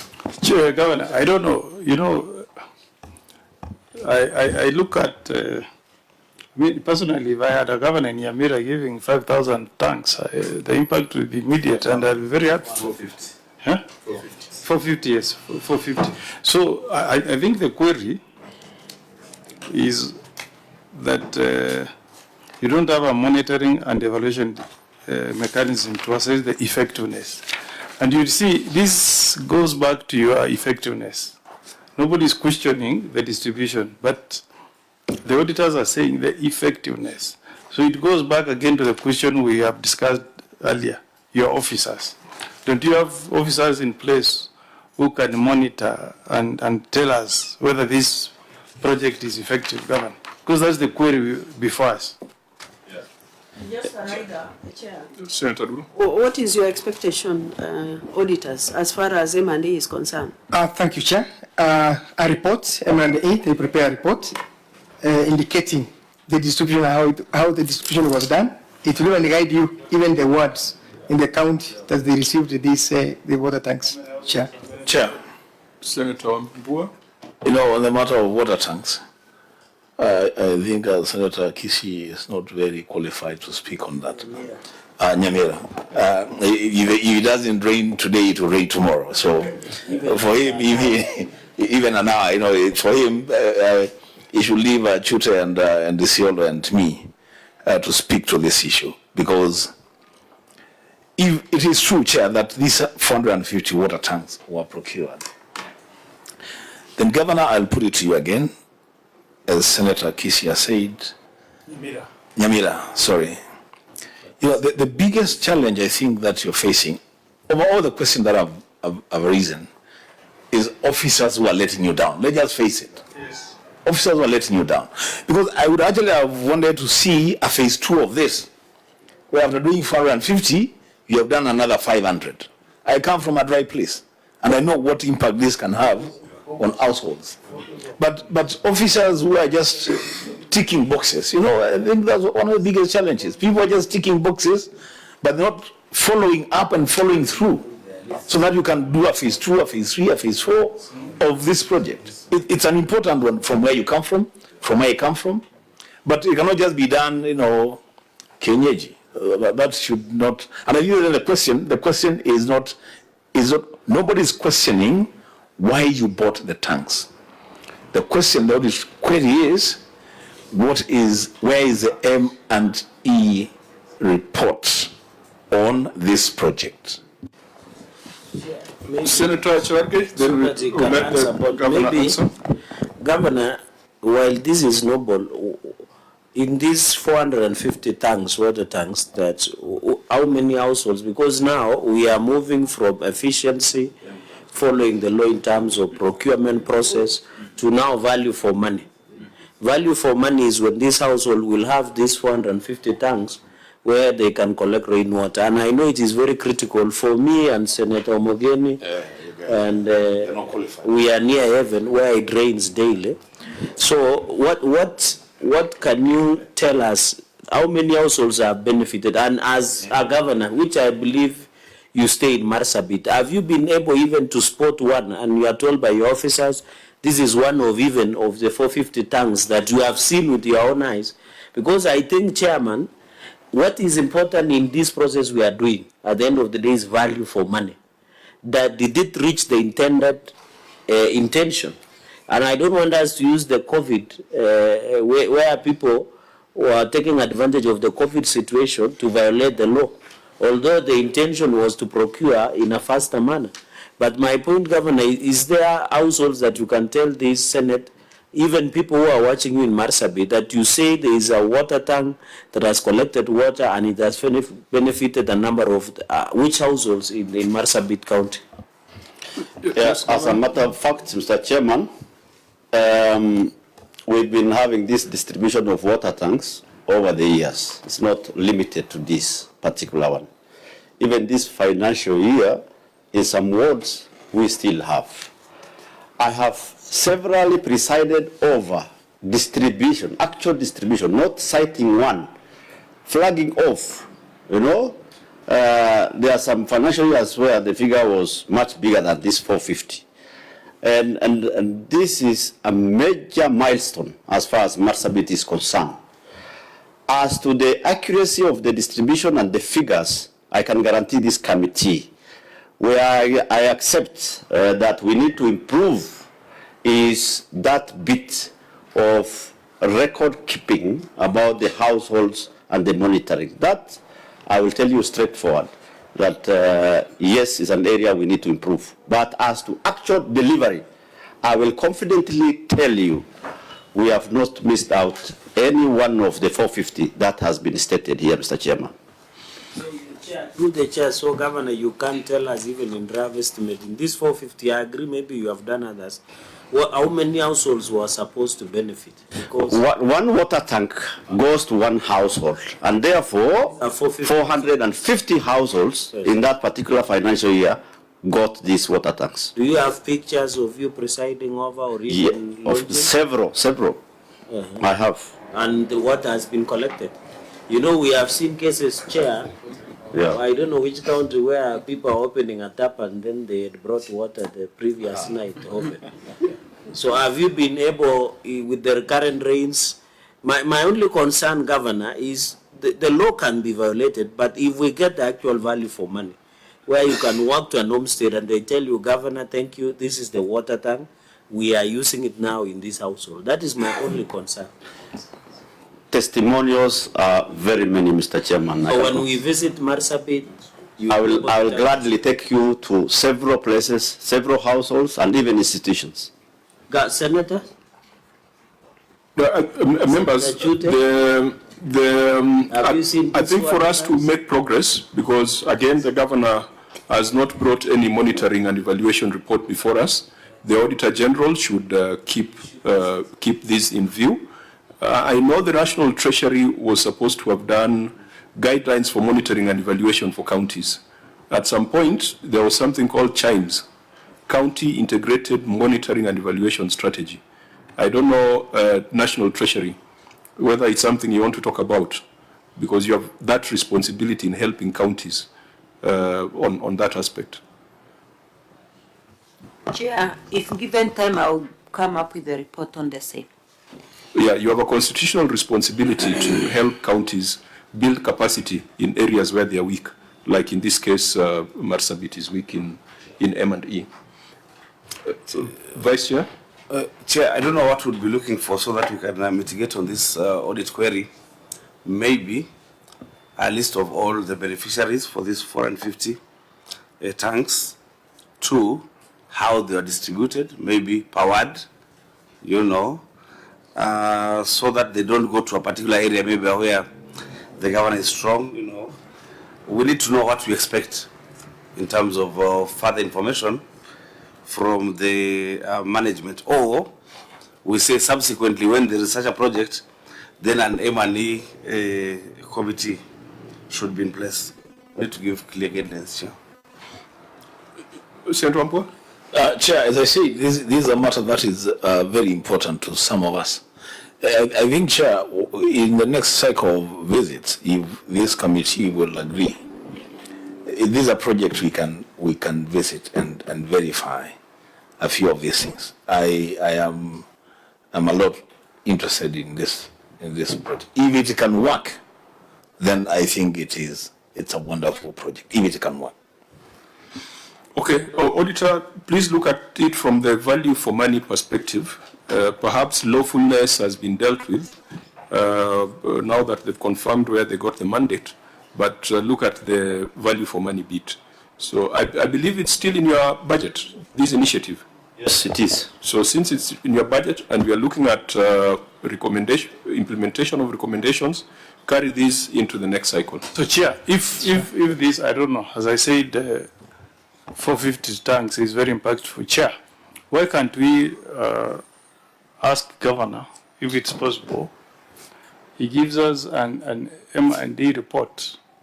Because if really the people of Marsabit are benefiting, we don't need to keep this as an audit query.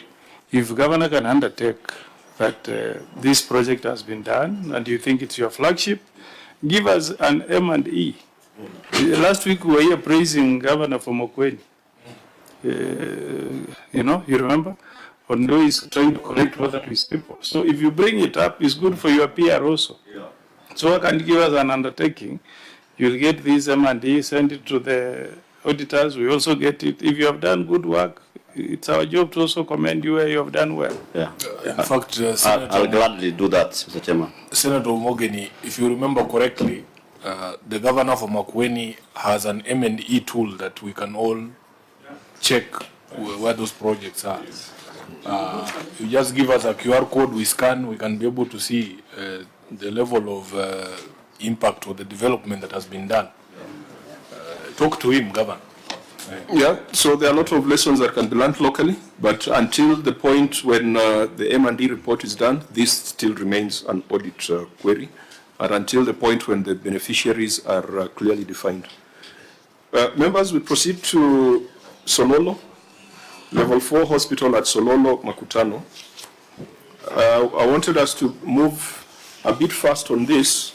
It is a full page of issues.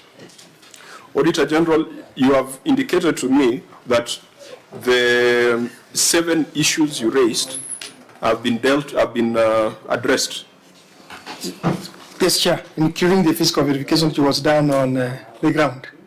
So, has a certificate of practical completion been issued? Governor?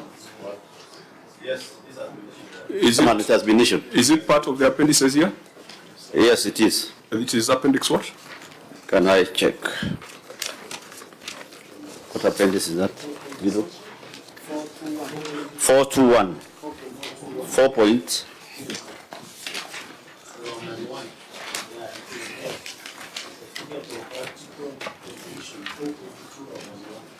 Where is it? Share through your permission? Yes, Senator Morgan. Yeah, Governor, when you tell us that the project has been completed in February 2025, what does that mean? Is it in use? Is there a value for money? No, Mr. Chairman. Sorry? Proceed. Yeah, it is not in use, Mr. Chairman. There are phases to this project. We are talking of the buildings, part of it, the one that has been completed. We are in the process of equipping now, which is a separate contract, Mr. Chairman. Okay, so I'm just dealing with the issues as listed, the 7, just to confirm that we have evidence that they've been closed. So certificate of practical completion has been issued. Auditor, you have confirmed that it is legitimate. It is, Chair. In including our staff, we did a verification on the ground, which confirmed that this is complete. Your second observation was that there was an interest of 2 million, which increased the contract price, resulting in a financial burden on public funds.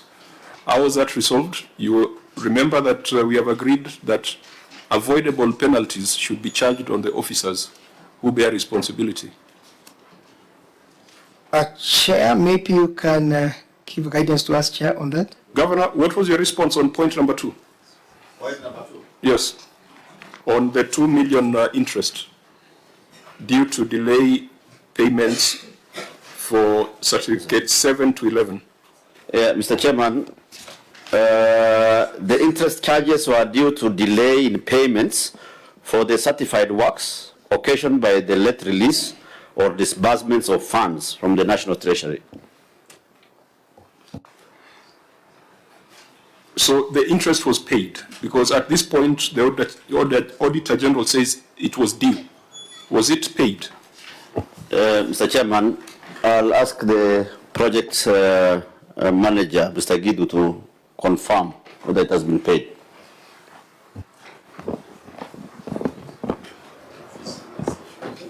Thank you, Chair. The interest has not been paid, but we had recommended for payment. You had recommended? We have recommended, yeah. So it means that there's an outstanding. Yes. This project is not fully paid. It's not fully paid. Okay, then can we go to point number 4? The contract price was 483 million, but was revised upwards to 53 million, creating a variation of 51 million. Does that include the 2 million in interest? Yes, it's inclusive. What was the justification for the price increase of 51 million? Sure. The actual increment of the project was not 51 million, it was 26 million. Why are your maths different from the OAG's? The AOG picked an appraisal document advising the chief officer on the total cost of the project, including other works that were not part of the original contract. OAG, do you agree with 509 million, or you insist it's 534? Yes, Chair. We agree. Actually, the variation was 26,076,612, Chair. But then also the explanation should have been made during the time of audit. It should not have come to this level. Yeah, Governor? You saw this report before it was made public, where the auditor said the project cost was 534 million. Why are we now disputing that it wasn't 534, it was 509? Yeah, it was explained at the same time, Mr. Chairman. The written submission had to follow later on, but that my team explained at the outset. What was the justification? I think that part has not been explained. For the variation.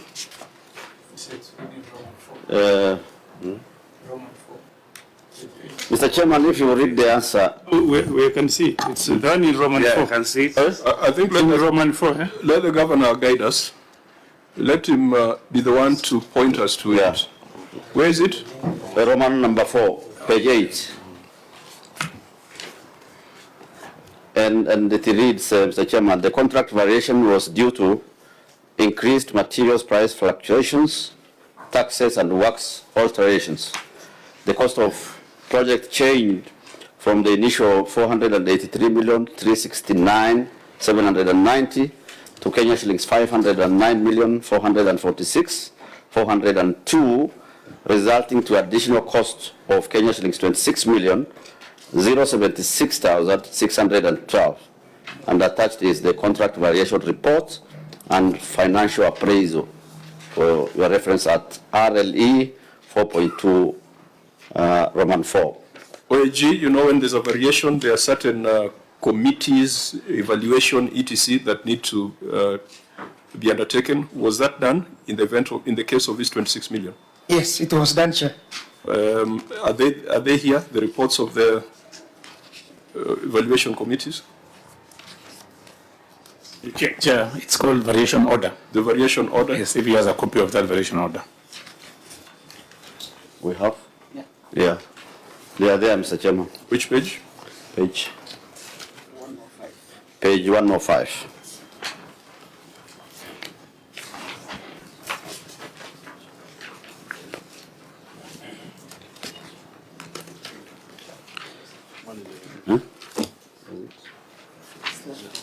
Page 105, Auditor General, is that it? Yes, Chair. So that should address the 26 million. Yes, Chair, because it has even a breakdown for the 26 million. Okay, let's go to number 6. The quantum of variation, was it 28% or this has been revised further? Mr. Chairman, the management confirms that the quantity variation of works was within the recommended contract variation limit of 20%, since the actual variation for the project under review was at 5%. That is 26,076,612. Auditor General? We are in agreement, Chair. Chair, is it 25% or 20%? It is 20%, Chair. Sorry? 20%, that is agreeable percentage of variation. You can't go beyond that. You have to tender fresh. Thank you, Chair. But here we have 25%, Chair. On, yes, it's on 4. On 4. On 4. That's 6, the Chairman. Our internal document. I think the auditor had clarified that the base changed. It is no longer 3. It is no longer 534. It is 500 and something. Thank you, Chair. It is not the 51 that we had quoted. There was an error. It should have been 26%, 26,076,612, which was a variation, which does not go beyond the 20% variation, which is the threshold. So once you go beyond 20%, then you have to tender fresh, Chair. Governor, you mentioned you're a quantity surveyor. Yes. So, yes, indeed. So this is like trying to catch a fisherman in the lake. Yeah. That is correct, Mr. Chairman. Let us go to number 7, 20 million. Number 7, Mr. Chairman, the provisional sum of Kenya shillings 20 million provided as contingency in the bill of quantities was utilized on additional works undertaken during the construction of the hospital, and refer to appendix number RLE 4.2 Roman 7. Which page? Page 159, Mr. Chairman. So there's as Trump would say, a nice big round figure of 20 million. It's interesting how it rounds off to 20 million. Auditor General, what's your take on that appendix? Thank you, Chair. There is a breakdown. We were requesting to find out the breakdown of the 20 million, which was a contingency. And it is clearly indicated in the appendix. If you look at appendix RE 4.2, Roman 7, it gives us at page 159 the measurement of additional works undertaken by the professional sums. So you say there was no evidence provided on how the funds were utilized. This was not available at the time of audit. It was not available, Chair, but now it has been provided by the county chair.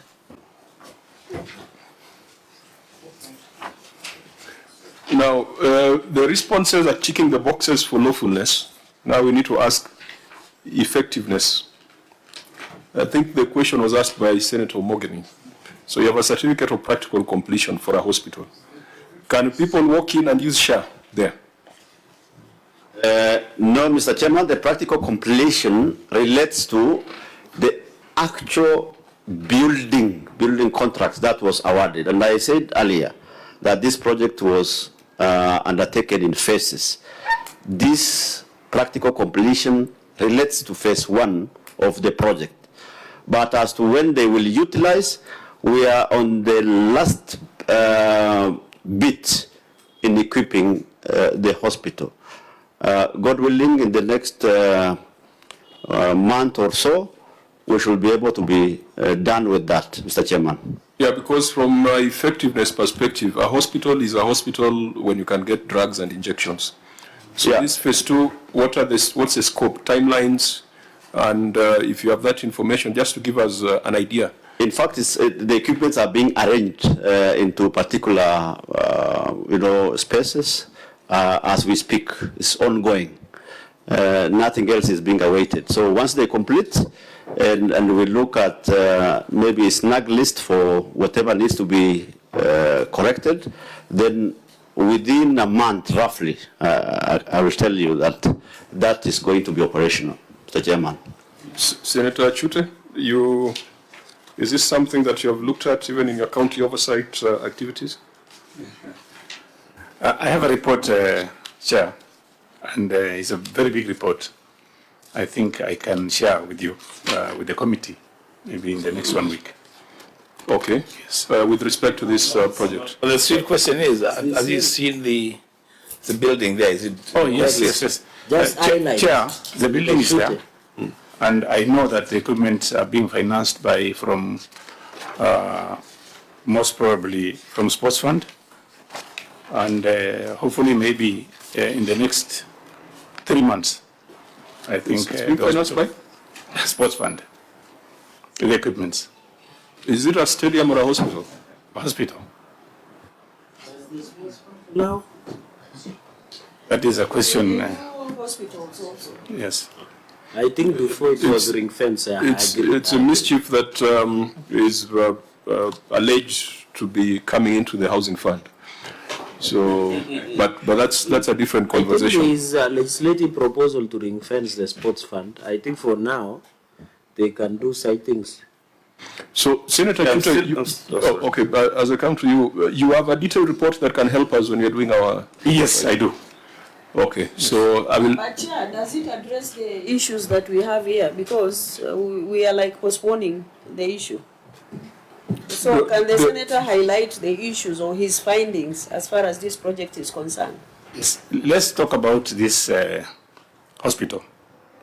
Chair, the hospital, the construction program was started, I think, in 2019, and it was supposed to be complete by 2021. Then the corona came in. But you see, even after the issue of corona came in, it took the county government up to 2025. The question we should ask ourselves, why did it take 5 years, 3 years or 4 years from corona, when corona ended, up to today? That is problem number one. Issue number two, Chair, is we had several contractors there. So, but the most important thing, Chair, is today, the hospital is complete, the structure. What is remaining now is only the issue of equipping. So on the issue of the hospital, I want to say, yes, there was a delay, but the hospital is complete. We are just waiting for the equipment. The equipments are in Sorolo, and like the governor said, it's up to now the county to expedite the process. Thank you, Chair. I think we can let the matter rest there, because on the issues of contracts and numbers, the quantity surveyor has responded. But now we'll take your report to assess the effectiveness of value for money. Vice Chair, you had something? Sorry, so when did the governor commit that the facility will be operational, maybe for the record, so that we can see an effectiveness in the use of public money for the benefit of the people of Marsabit? Yeah, thank you very much, Chairman. I'll come to when it will be operational. But allow me to just clarify what my own senator has mentioned.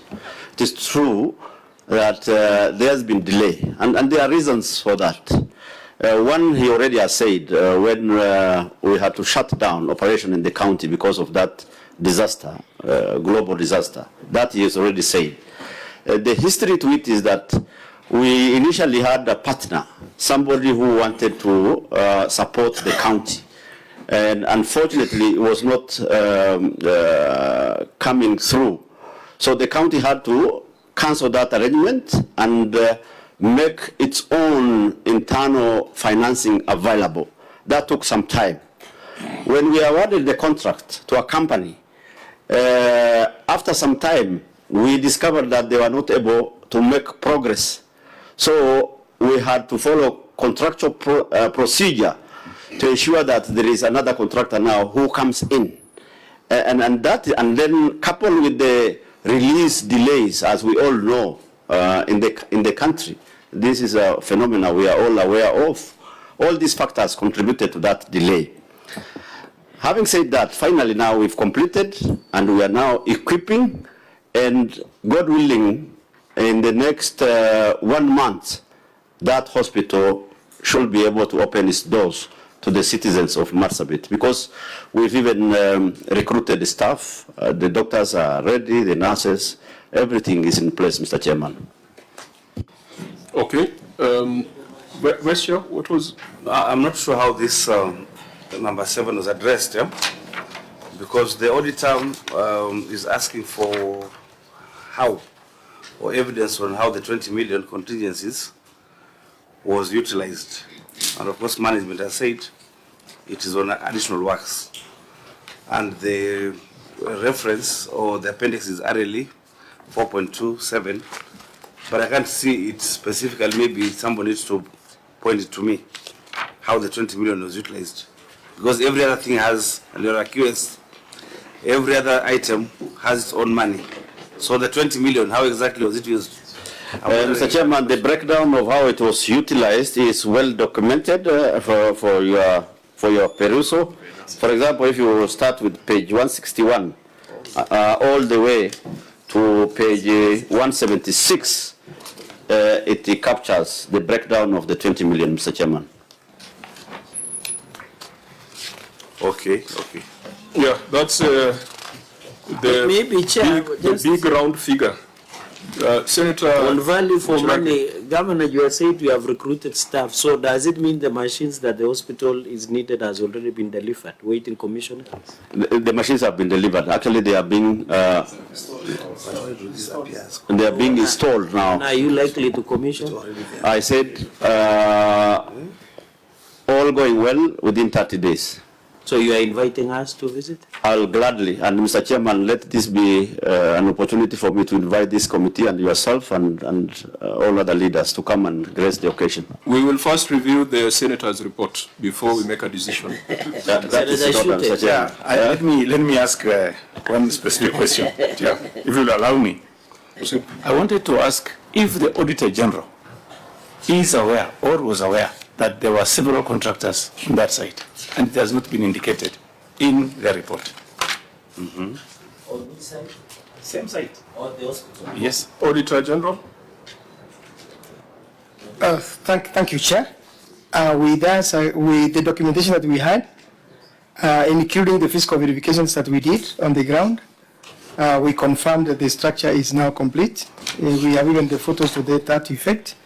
So now the issue that we had on hand is that once it's complete, has not been put into use. So that's our concern now. The structure is complete as planned. It was a multi-year project, which was spreading now because of the issue of COVID which came in. We also understand that the delay came in because of that. However, the project is complete. We did a verification on the ground, Chair.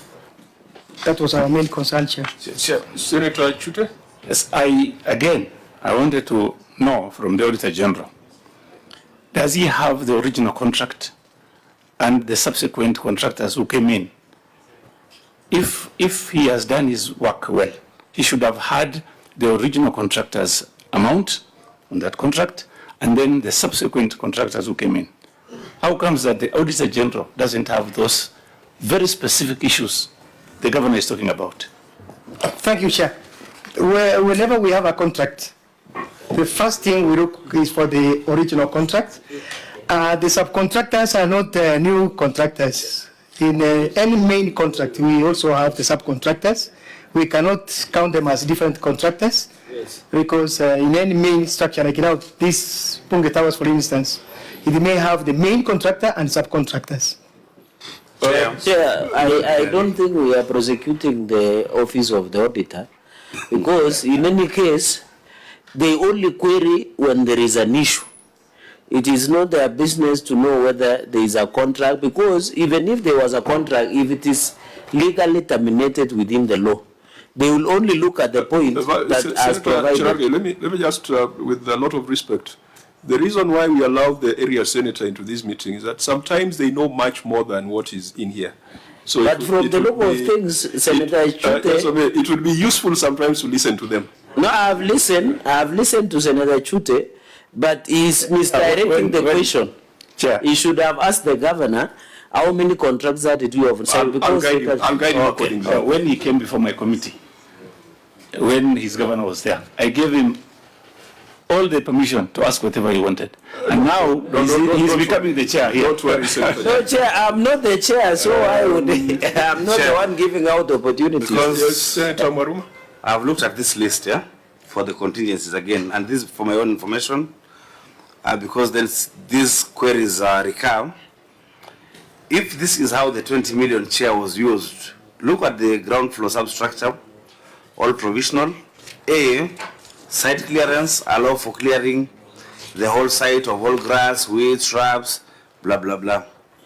Does it mean if I look at the original BQ, there will be no provision for site clearance, so that you must use the money for provisional expense or contingencies to do it? I'm new, I'm not a QS, so... Mr. Chairman, first of all, on the issue my own senator raised, and by the way, we are grateful because he has kind words for us. Yes, at least accepted the building is there today, and we are grateful for that. But the several contracts he's talking about, all the documentation are here in case he has any worry. He can peruse this file. But Governor, when we go through his report, we will alert you if we need more information. I think it would be safe for you just to deal with whatever facts that are on the table. So he's going to share his report with this committee.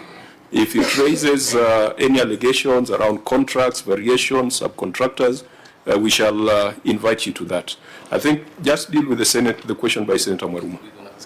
Well guided, Mr. Chairman. I was raising that just because he alluded. But then I'll ask the project manager maybe to answer that bit of Honorable Senator.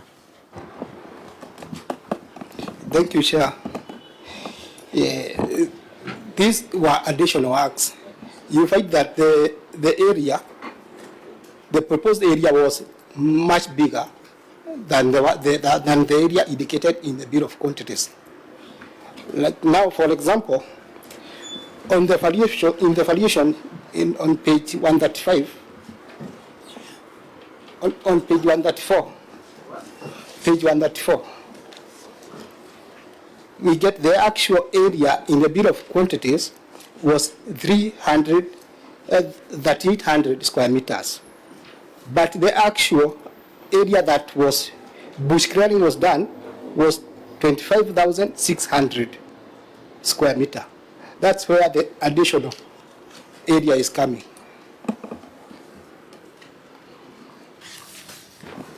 Senator Maruma, provisional sums sometimes tend to be what they call budgeted corruption. We know what happens with these kind of things. I think it needs to be arrested. It's sometimes very difficult to deal with it. When you see a beautiful round figure like 20 million, just beautiful, big and round, it tells you that they started with a figure and worked backwards to justify it. But that is the evidence that we have, at least the governor has brought that breakdown. It is with us, it is with the EACC, it is with everybody else. It can be scrutinized further to confirm whether it makes sense or not. Mr. Chairman, I invite anybody to come and verify that. Yeah, that's okay. I think we need to move a bit faster now. We go to the next matter was drilling and equipment of Godoma Community Borehole. This one, there were compliance documents required. Governor, have you provided them? Hydrological assessment report and Warma reports. Yeah. Mr. Chairman, it has been provided. Fine. We go to solid waste management services in Saku. There are two things there. The auditor is querying the strategy, and the auditor is also asking for a NEMA project report. This NEMA project report, we must also, and Governor, I want to hear your view, because I'm sure you drill a lot of boreholes in Marsabit. Correct. And every borehole, you need Warma, you need NEMA, you need compliance documents. And I was told in some case that when you're doing a borehole, NEMA would ask for almost 300,000. Is it 300,000? For roughly, it's thereabouts. The technical people, what's the average when you're drilling a borehole? The compliance fee for NEMA? Between 150 to 300, Mr. Chairman. 150 to 300. Yeah. It's a serious matter, because even the counties that got FLOCA money, they are saying that a percentage of that money is going back to other government entities in terms of licensing and compliance. So I hope one day your books will be in order, so that when you come to Nairobi, we are discussing those things how other regulatory bodies are frustrating you. So in SACU Central, Auditor General, you're querying the strategy. Have you been satisfied with it? Not yet, Chair. It has not been addressed. That is 4.4. The documentary evidence for comprehensive assessments and appraisal conducted by the county representatives and the contractor has not been provided, Chair. You challenge the franchise system in waste collection. Governor, what is this franchise system that the auditor is referring to? Mr. Chairman, what the auditors are questioning is why we are outsourcing that service, why we are not doing ourselves as a county. Well, the auditor has introduced a term which I'm new to, a franchise system. What is that when it comes to waste collection, auditor? It is the outsourcing of the service, Chair. So it's outsourcing? Yes, Chair. And what's the problem when the county outsources waste management? If you look at our query, Chair, there was no documented evidence provided by the Department of Energy, Lands and Urban Development to demonstrate the strategy for improving waste collection, material recovery, and the waste disposal, Chair. I'm struggling to, because remember there's a time an amendment was done to the Public Audit Act, which barred the auditor from querying policy directives, but I think it was quashed by the courts. This to me is a policy question. It is, Chair. It is a policy issue, Chair. Is there loss of money? Can you quantify or can you tell us that there's risk of losing some money? Not really, Chair. I may not be able to quantify at this particular time, Chair. Members, do you want to get into that conversation, or we can take the written responses on this? Fine. Let's go to Moyale Town Roads to bitumen standard. Moyale Town Road, I think the key thing was that at the time of audit, 369 million worth of road projects were incomplete. 1,194 days after the project started. Governor, moving very efficiently, have the Moyale Town Roads projects been completed and handed over? Mr. Chairman, Moyale Town Roads project has been completed, handed over, and it's properly in use. Auditor General. Thank you, Chair. We did a verification of the same, so we concur with the governor on the completion. You checked the lawfulness, the contract amounts, the variation, the way you queried this other one of the hospital? Yes, Chair, including the training which was done on COVID and HIV awareness. How many kilometers was the upgrade, Governor? Mr. Chairman, it was about 4.5 kilometers. 4.5 kilometers. That's one very expensive road per kilometer. Were there drainages, easements, and all that? Yes, Mr. Chairman, there were drainages and other auxiliary items. Okay. Senator Chute, will we find tarmac in Moyale town? Yes, Chair. Okay, but you cannot confirm the thickness. Because that's where you usually slice off an inch or two. So fine, we'll take the auditor's advice on that. Incomplete and unused projects.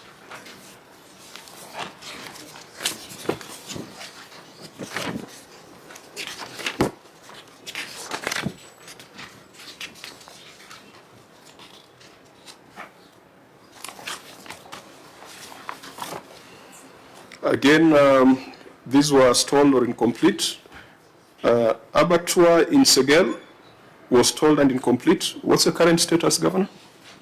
Mr. Chairman, on this, it is still incomplete, Mr. Chairman. How many millions later? Sorry?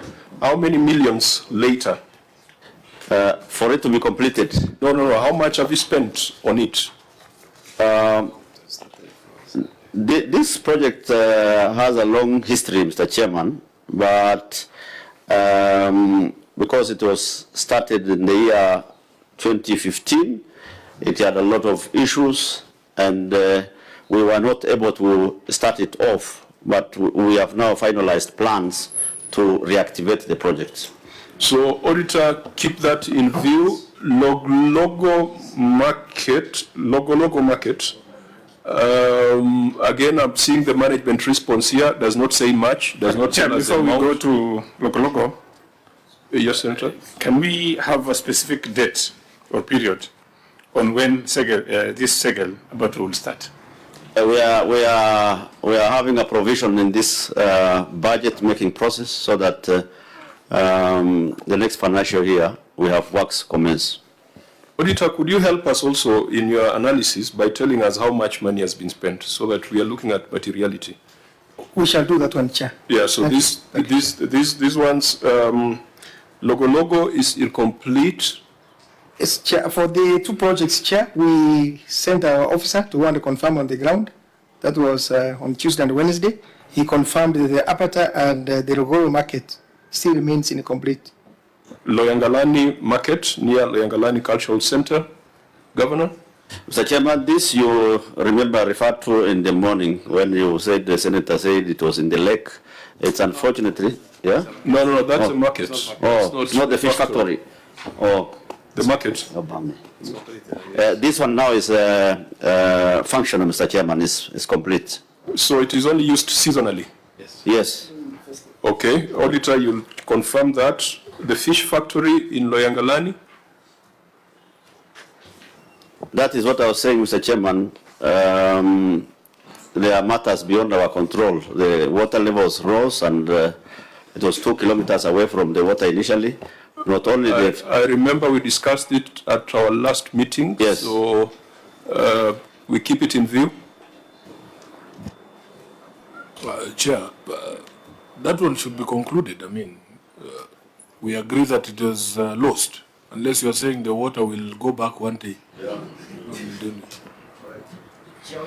We also consider prioritizing going to Marsabit, because I can see there are very many issues that the committee would want to go and physically verify whether what is being fed to us is true. I think that is valid. If it was possible, we would visit all these counties. The reason for keeping it in view was there was a need for a fish factory, which you stated at our last meeting. Yes. The one you built was submerged, yes. But the fishermen still need a factory. Right. So it's keeping it in view for that purpose, that the needs of the people are also not sunk with the factory. Chair, maybe that is the clarification we wanted from the governor, so that we know if the county government has made the decision that your pesa ilienda na maji, now we are starting a new project. That's all you needed to clarify. Governor? Yes, indeed. That is, we cannot salvage that project because it's gone. The water levels actually are threatening even settlements now. Quite a number of institutions have been displaced. So that rests the matter. But we need, definitely the need is still there. Fortunately, we are in discussion with a partner who has come in handy, and we may be able to get an alternative to that factory, which now is a loss to the people of Marsabit. Senator Chiraki? Maybe, Governor, by the time this submerging of the facility, which we discussed last time, were there any machines, like cooling machines, that had already been fixed into the building? Yes, there were indeed machines which were fixed. We had salvage? No, we couldn't. Not in the factory, yes. But other adjoining facilities like the cold room, which was already in existence. So you were able to remove it? The machines from the cold room was salvaged, yes. But the cold room also was submerged. Okay. So, the challenge that I find with that is you need to have that factory near the lake, right? I mean, it will make a lot more sense that way. Yes. But you don't know how much more ground the lake may want to reclaim. So even as you plan to do another one, how far away from the lake would you want to do that? Or when the lake will rise again? Yeah, members, this matter, I remember our last meeting was discussed extensively And if I had to refresh the committee, the problem was the auditor had said it is complete. But then the thing was right in the middle of water. And I remember we had quite unkind words for the Office of the Auditor General, because it's only complete when it's delivering the intended value. So fine, lawfully it was done, but efficiently it wasn't. So maybe we just move on to the next issue, but auditor keep asking whether the priorities of the people to get a fish factory have been addressed. That other one is sunk in the lake. It is upon us now to pronounce ourselves on whether to recommend prosecution of those who made the decision. But they might also say that the lake decided to move to where the plant was. I think let's address that during our report writing. The tank at Tigo in Turbi, the auditor couldn't find it. Is it there? We confirmed, Chair. We even have a photo to that effect. Yeah, I wish we knew how much it was. That would have put it into context. The classroom at Loyangalani Primary. Governor, is that classroom? Yeah, it is complete now, Mr. Chairman. Complete. Fine. Can we now look at this thing of cereals? Irregularities in the procurement of supply and delivery of cereals. I think this one in our earlier brief was quite substantive. It might be the biggest thing we are dealing with before 2:30. Auditor General? Okay, let me read, Chair. Regularity of procurement processes and procedures. Query 5.1, irregularities in the procurement of supply and delivery of cereals. The statement of receipts and payments, and as disclosed in Note 7 to the financial statements, reflects a total of Kenya shillings 902,201,733 in respect to other grants and transfers, which includes an amount of Kenya shillings 645,169,883 grants and transfers to the departments of County Executive and Administration and ICT for drought mitigation programs and resilience building in the PROPOA programs in the year under review. The funds were spent on procurement, supply and delivery of relief food commodities to various wards in the county, together with related activities to assist the vulnerable members of the community. Records available, including payment vouchers, showed that the county paid Kenya shillings 476 million shillings, 748,120 shillings to various suppliers to supply and deliver and delivery of cereals, pulses and miscellaneous foodstuffs under the framework agreement. However, the following issues were noted. First one, there's no evidence of competitive process for identifying the suppliers from the framework agreement, contrary to section 114, subsection 3 of the Public Procurement and Assets Disposal Act 2015.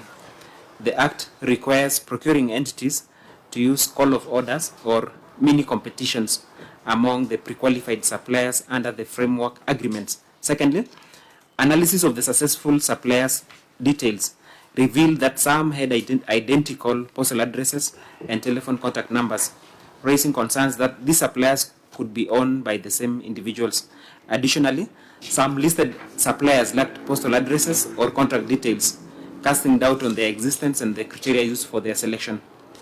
Thirdly, the county contracted a transporter to transport and deliver the foodstuffs to the wards and beneficiaries at a cost of Kenya shillings 8,570,770 shillings. However, there was no evidence that a competitive procurement method was used to procure the transporters' services. Although the county executive stated that the procurement method used for this procurement was framework agreements, the supplier was not in the list of the framework suppliers. In the circumstances, the management was in breach of the law. Thank you, Chair. Governor, your response? Mr. Chairman, the procurement for supply and delivery of cereals and transport services was done through a framework agreement procurement method.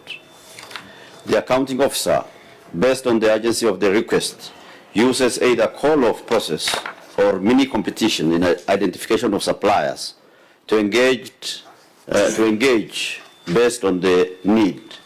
A call-off order which is also known as a blanket order release, is a purchase order used in procurement where a buyer requests a specific quantity of goods or services from a supplier under a pre-agreed contract or framework agreement.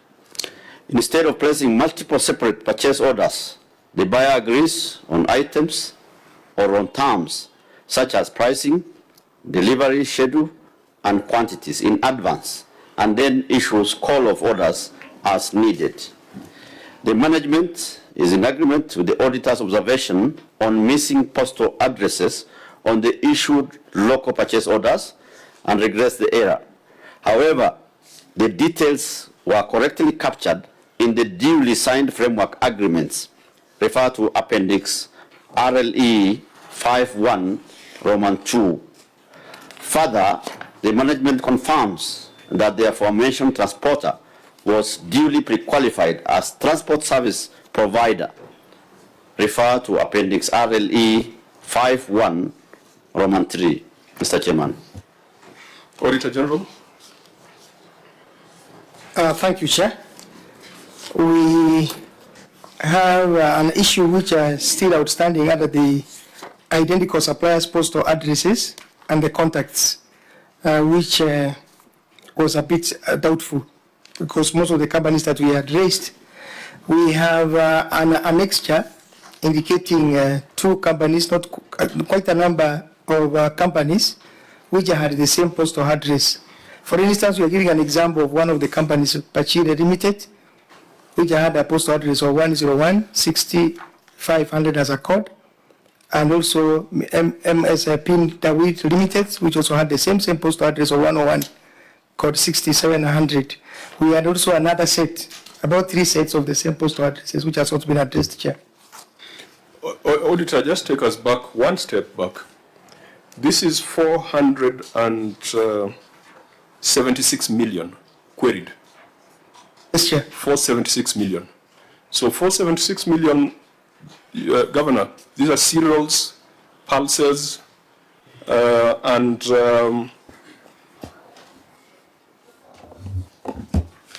it is cereals, pulses, and miscellaneous foodstuff. Yes, Mr. Chairman. And a framework agreement. Yeah.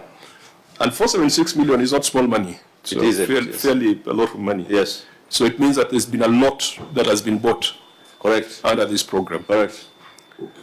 Who determines the price? So, for example, a bag of maize, who determines the price?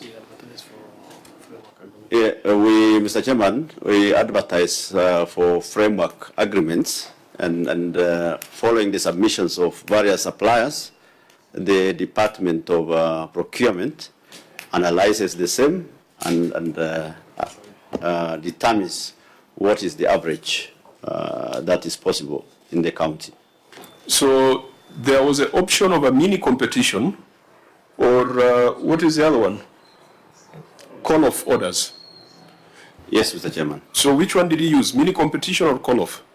Mr. Chairman, in this particular case, I will allow the Director of Procurement to explain further, but to the best of my knowledge, it is the framework agreement which initially you advertise and get all the suppliers interested in that particular area listed, and therefore when need arises for purchase of the same, then you refer to that framework agreement. Yeah, framework agreements, okay. Senator Wambua, I think you framed a question around variation of prices for foodstuff. It is a 2-year framework contract, isn't it? Correct. So there's a schedule of prices which has been referred to in this contract. Price schedule submitted by the tenderer, isn't it? Yeah, and plus the market survey done by the department. So if this Garbi investment was awarded a contract on 12th of October 2022 for 2 years, not awarded, but it's part of the framework agreement, and then you need to buy maize maybe 1 year later when the price of maize has gone up or has gone down, how do you get value for money without a mini competition? Because you went for call-off in this case. Yeah, Mr. Chairman, every year the department does market surveys. And when they get average of the prices of commodities, when the tenderer submits in the pre-qualification advert, and then the market survey is there, then the department goes for the lower within the year of the prices. And that is how we get value for money. Senator Wambua? Chair, you know, there are a lot of similarities between Marsabit and Kitui in terms of actually even our purchase of foodstuffs. The Governor will agree with me that if there is a market that is very unstable, it's a serious market. 1 year is a long time. Even 1 week, prices fluctuate, they change. The question that we were grappling with at some point was, at what point does the price determine? At what point do you determine that this is now the price at which you are going to be buying a bag of maize or a bag of beans? Because the fluctuation is just what it is. 1 year is a very long time. A bag of maize, like where it come from in Kitui in January, maybe was around 3,500. Today it could be 6,000, 7,000. And the fluctuation is just what it is. At what point does the price determine? Mr. Chairman, the market surveys are done periodically, but I'll give opportunity to the Director Procurement to give insights of this particular subject. Proceed. And bear in mind that there is an inquiry that was done by the Devolution Committee on this subject, and the Devolution Committee directed this committee to go into the details. And it's also a matter that we'll be following up outside, because it's in the audit report, but there's a request from the Devolution Committee to query purchase of relief items in various counties, particularly in northern Kenya. But your officer can try to explain what he needs to explain. Yes, Chairman. The purchase of cereals and miscellaneous foodstuffs is done using core-off system or bidding competition.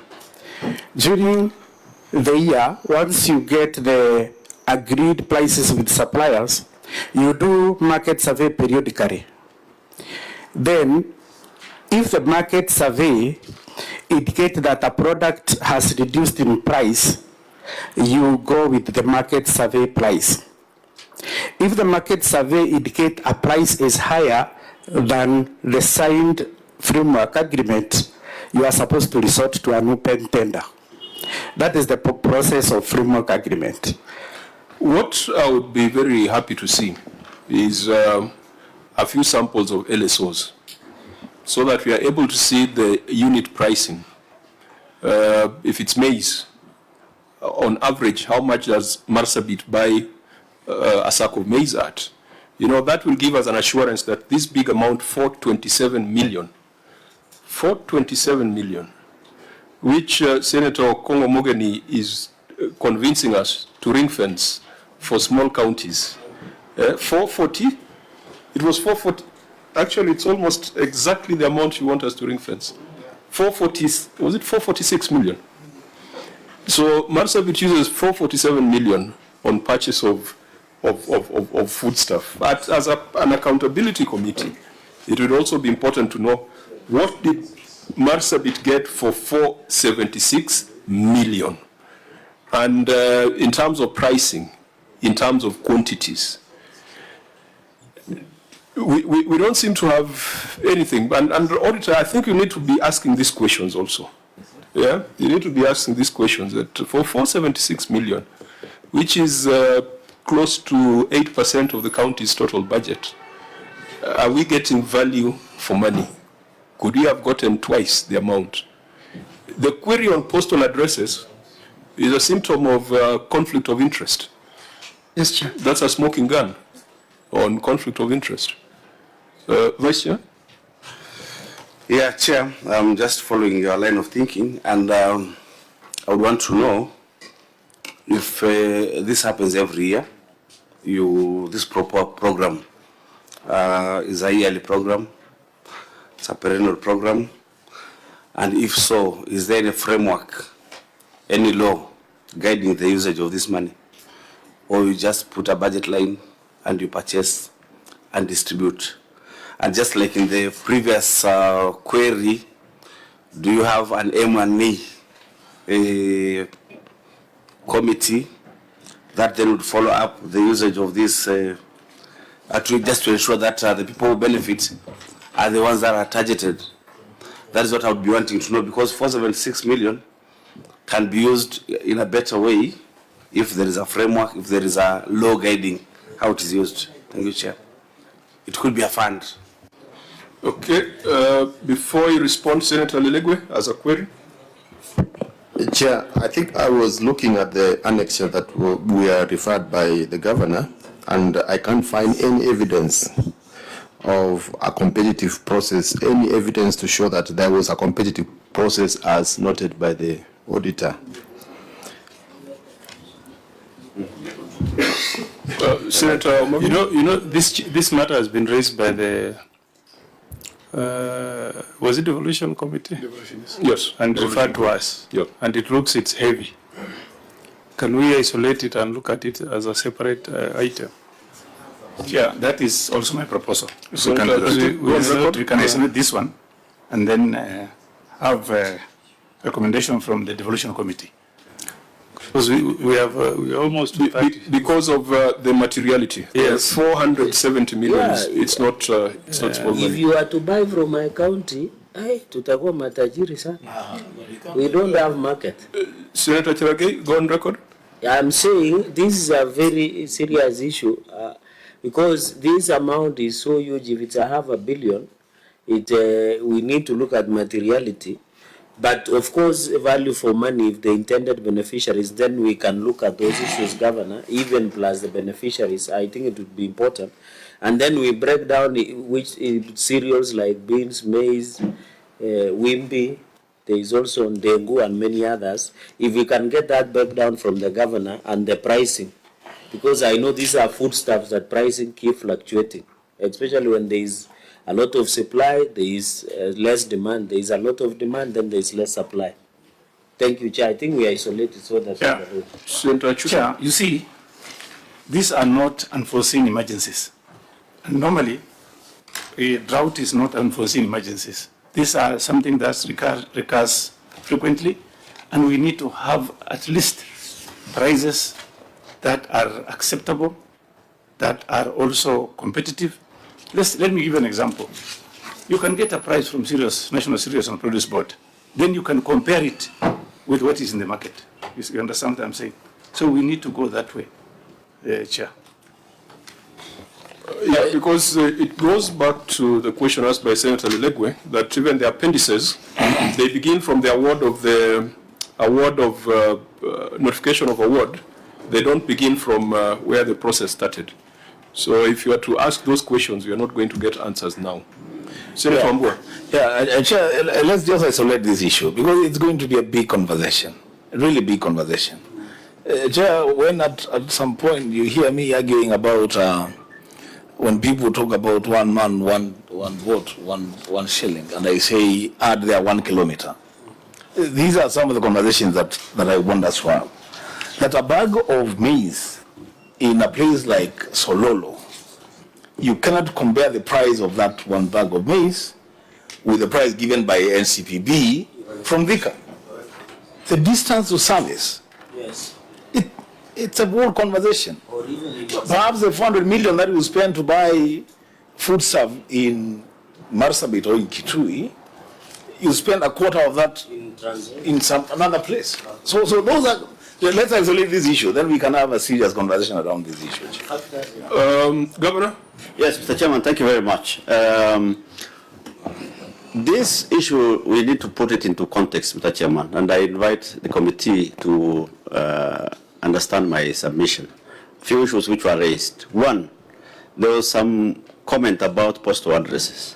And I'm afraid many of our people here, or the people gathered here, you need to contextualize Marsabit as a county and many other northern Kenya. Probably in one of the locations, the only person with a postal address could be one supplier who has happened to get to know some of his ways. A place I come from, a place called Uran in Sololo.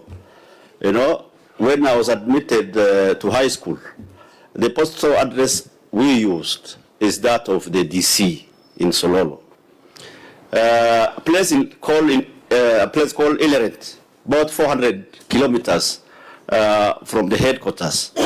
The illiteracy level, the senator here can confirm. And so is the same other parts of the county, in Laisamis and all over. And I can go on and go on. So that explains why there is some common use of probably addresses. About the amount of money, Mr. Chairman, we don't budget, and the senator has confirmed that the drought circle is something that is there with us, always, not only in Marsabit, but in northern Kenya as a whole. The rainfall circle, all of us appreciate. And because of the nature of our people, and these are pastoralists, they rely on livestock generally. When the rainfall falls or when the drought is too severe, these animals die. They have nothing else to turn to.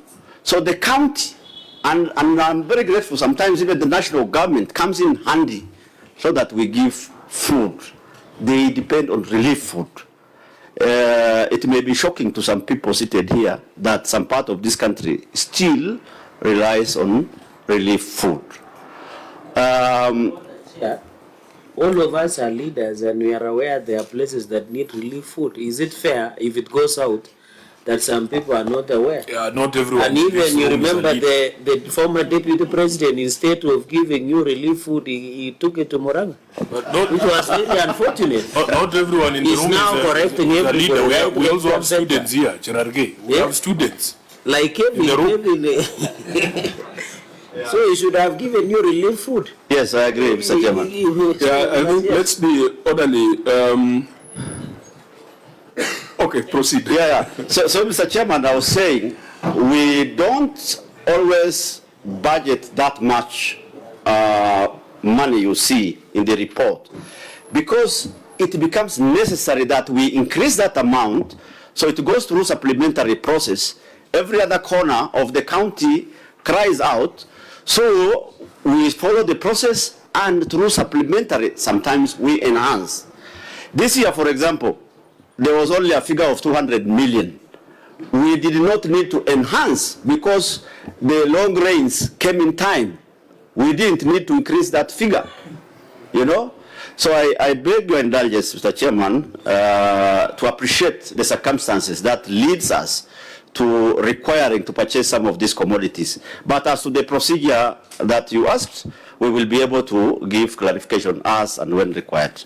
I think let me just point two things related to what we are dealing with right now. We have a debate going on how to allocate revenue amongst counties. And it's still a very live debate. And a number of senators here have come up with various proposals.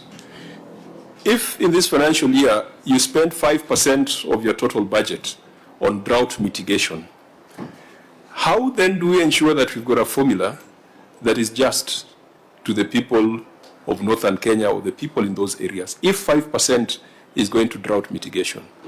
Because you have parameters on poverty, we have parameters on population, we have parameters on land.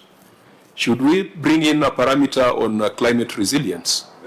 Because if already you are spending 5%, it's the same in Mandera, same in Marsabit, same in Isiolo, same in Wajir, same in Garissa, and Turkana as well. So, Senator Omogeni, I think you are the expert in that formula, going by your efforts in the last couple of days to convince members to support the small counties. Is it time we consider that climate resilience parameter? Secondly, the National Assembly does not want counties to get more money. And they point at this. In their view, this 476 million was stolen by the governor, when you listen to them in mediation. Because there are some bad habits. There's a county that budgeted for, was it supplements for wild animals out of this? Was it wild animals or domestic animals? Wild animals. And so, you know, this thing gives the Senate a very bad name when you're insisting you need more money when 476 was used to buy food rather than doing other things that can spur economic productivity. So those are issues of serious concern that will require us to do a special inquiry on this matter. So Senator Chute, I think it was your statement, but it is no longer your statement. It is now a property of the House. Correct. I think this committee will call the counties that are spending these amounts of money, because in the counties that have counted, it could be close to some 3 billion Kenya shillings annually that is spent on this kind of interventions. We need to be sure that it is value for money.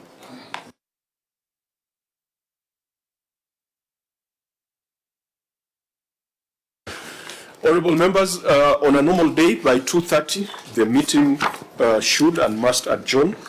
Looking at the issues that are remaining, I want to propose as follows. Any issue that is partially addressed to form part of the next audit cycle. Any issue that is unaddressed should also form part of the next audit cycle. And the few issues that have been addressed, we shall take the written responses. In the receiver of revenue report, I think there are two things that you must take into account, Governor. Automation. I don't know whether you have started automation. It's in this year's budget, Mr. Speaker. We have an elaborate plan to ensure that we automate our systems. So Auditor General can report on that in the substantive audit. Noted, Chair. The other thing that was there was a lack of an updated valuation role. I know it's a complicated subject for remote counties.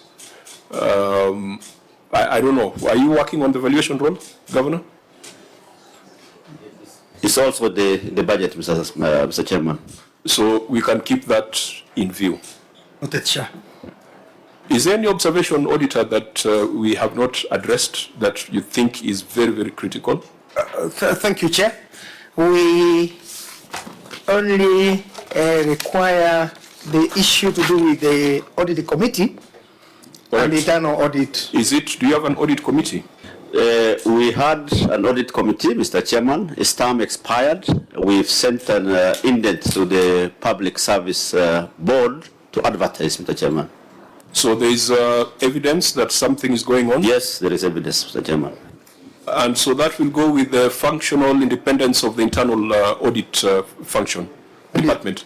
Exactly, Chair. Because the internal audit function is supposed to report to the audit committee. The audit committee? Yes, Chair. Okay, so keep an eye on that. Governor, please make sure by the time they come for the main audit, at least you have an audit committee to help you. Yeah.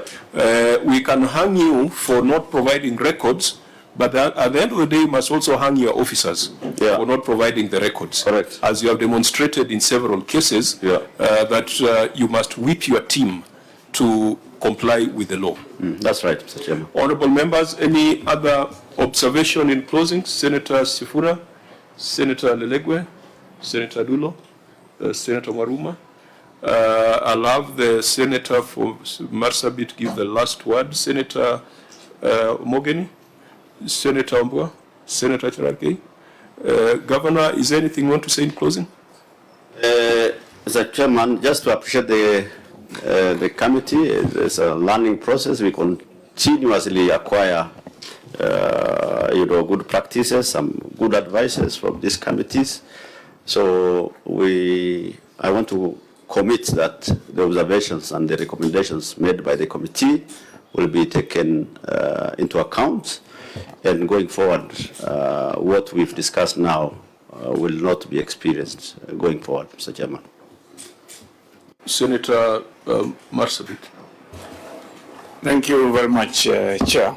Let me also take this opportunity to thank the Governor and the people of Marsabit who are here. And I want to also, Chair, to put something on record that this financial year I've seen 200 million for emergency supplies, which is now not that bad. So I want the Governor to maintain, because we have rains now, and people are very soon going to harvest maize and beans. So I think we need to maintain that 200 so that we don't add any more budget on relief supplies. And let me also thank you, Chair, and the committee for inviting me here today. Thank you very much. In conclusion, we want to ask the Auditor General to do much more to give us a better report in the subsequent audit cycle. We also reiterate what we said about the EACC. I think the message is out there. We need to deal with the matter of investigations that are ongoing so that there is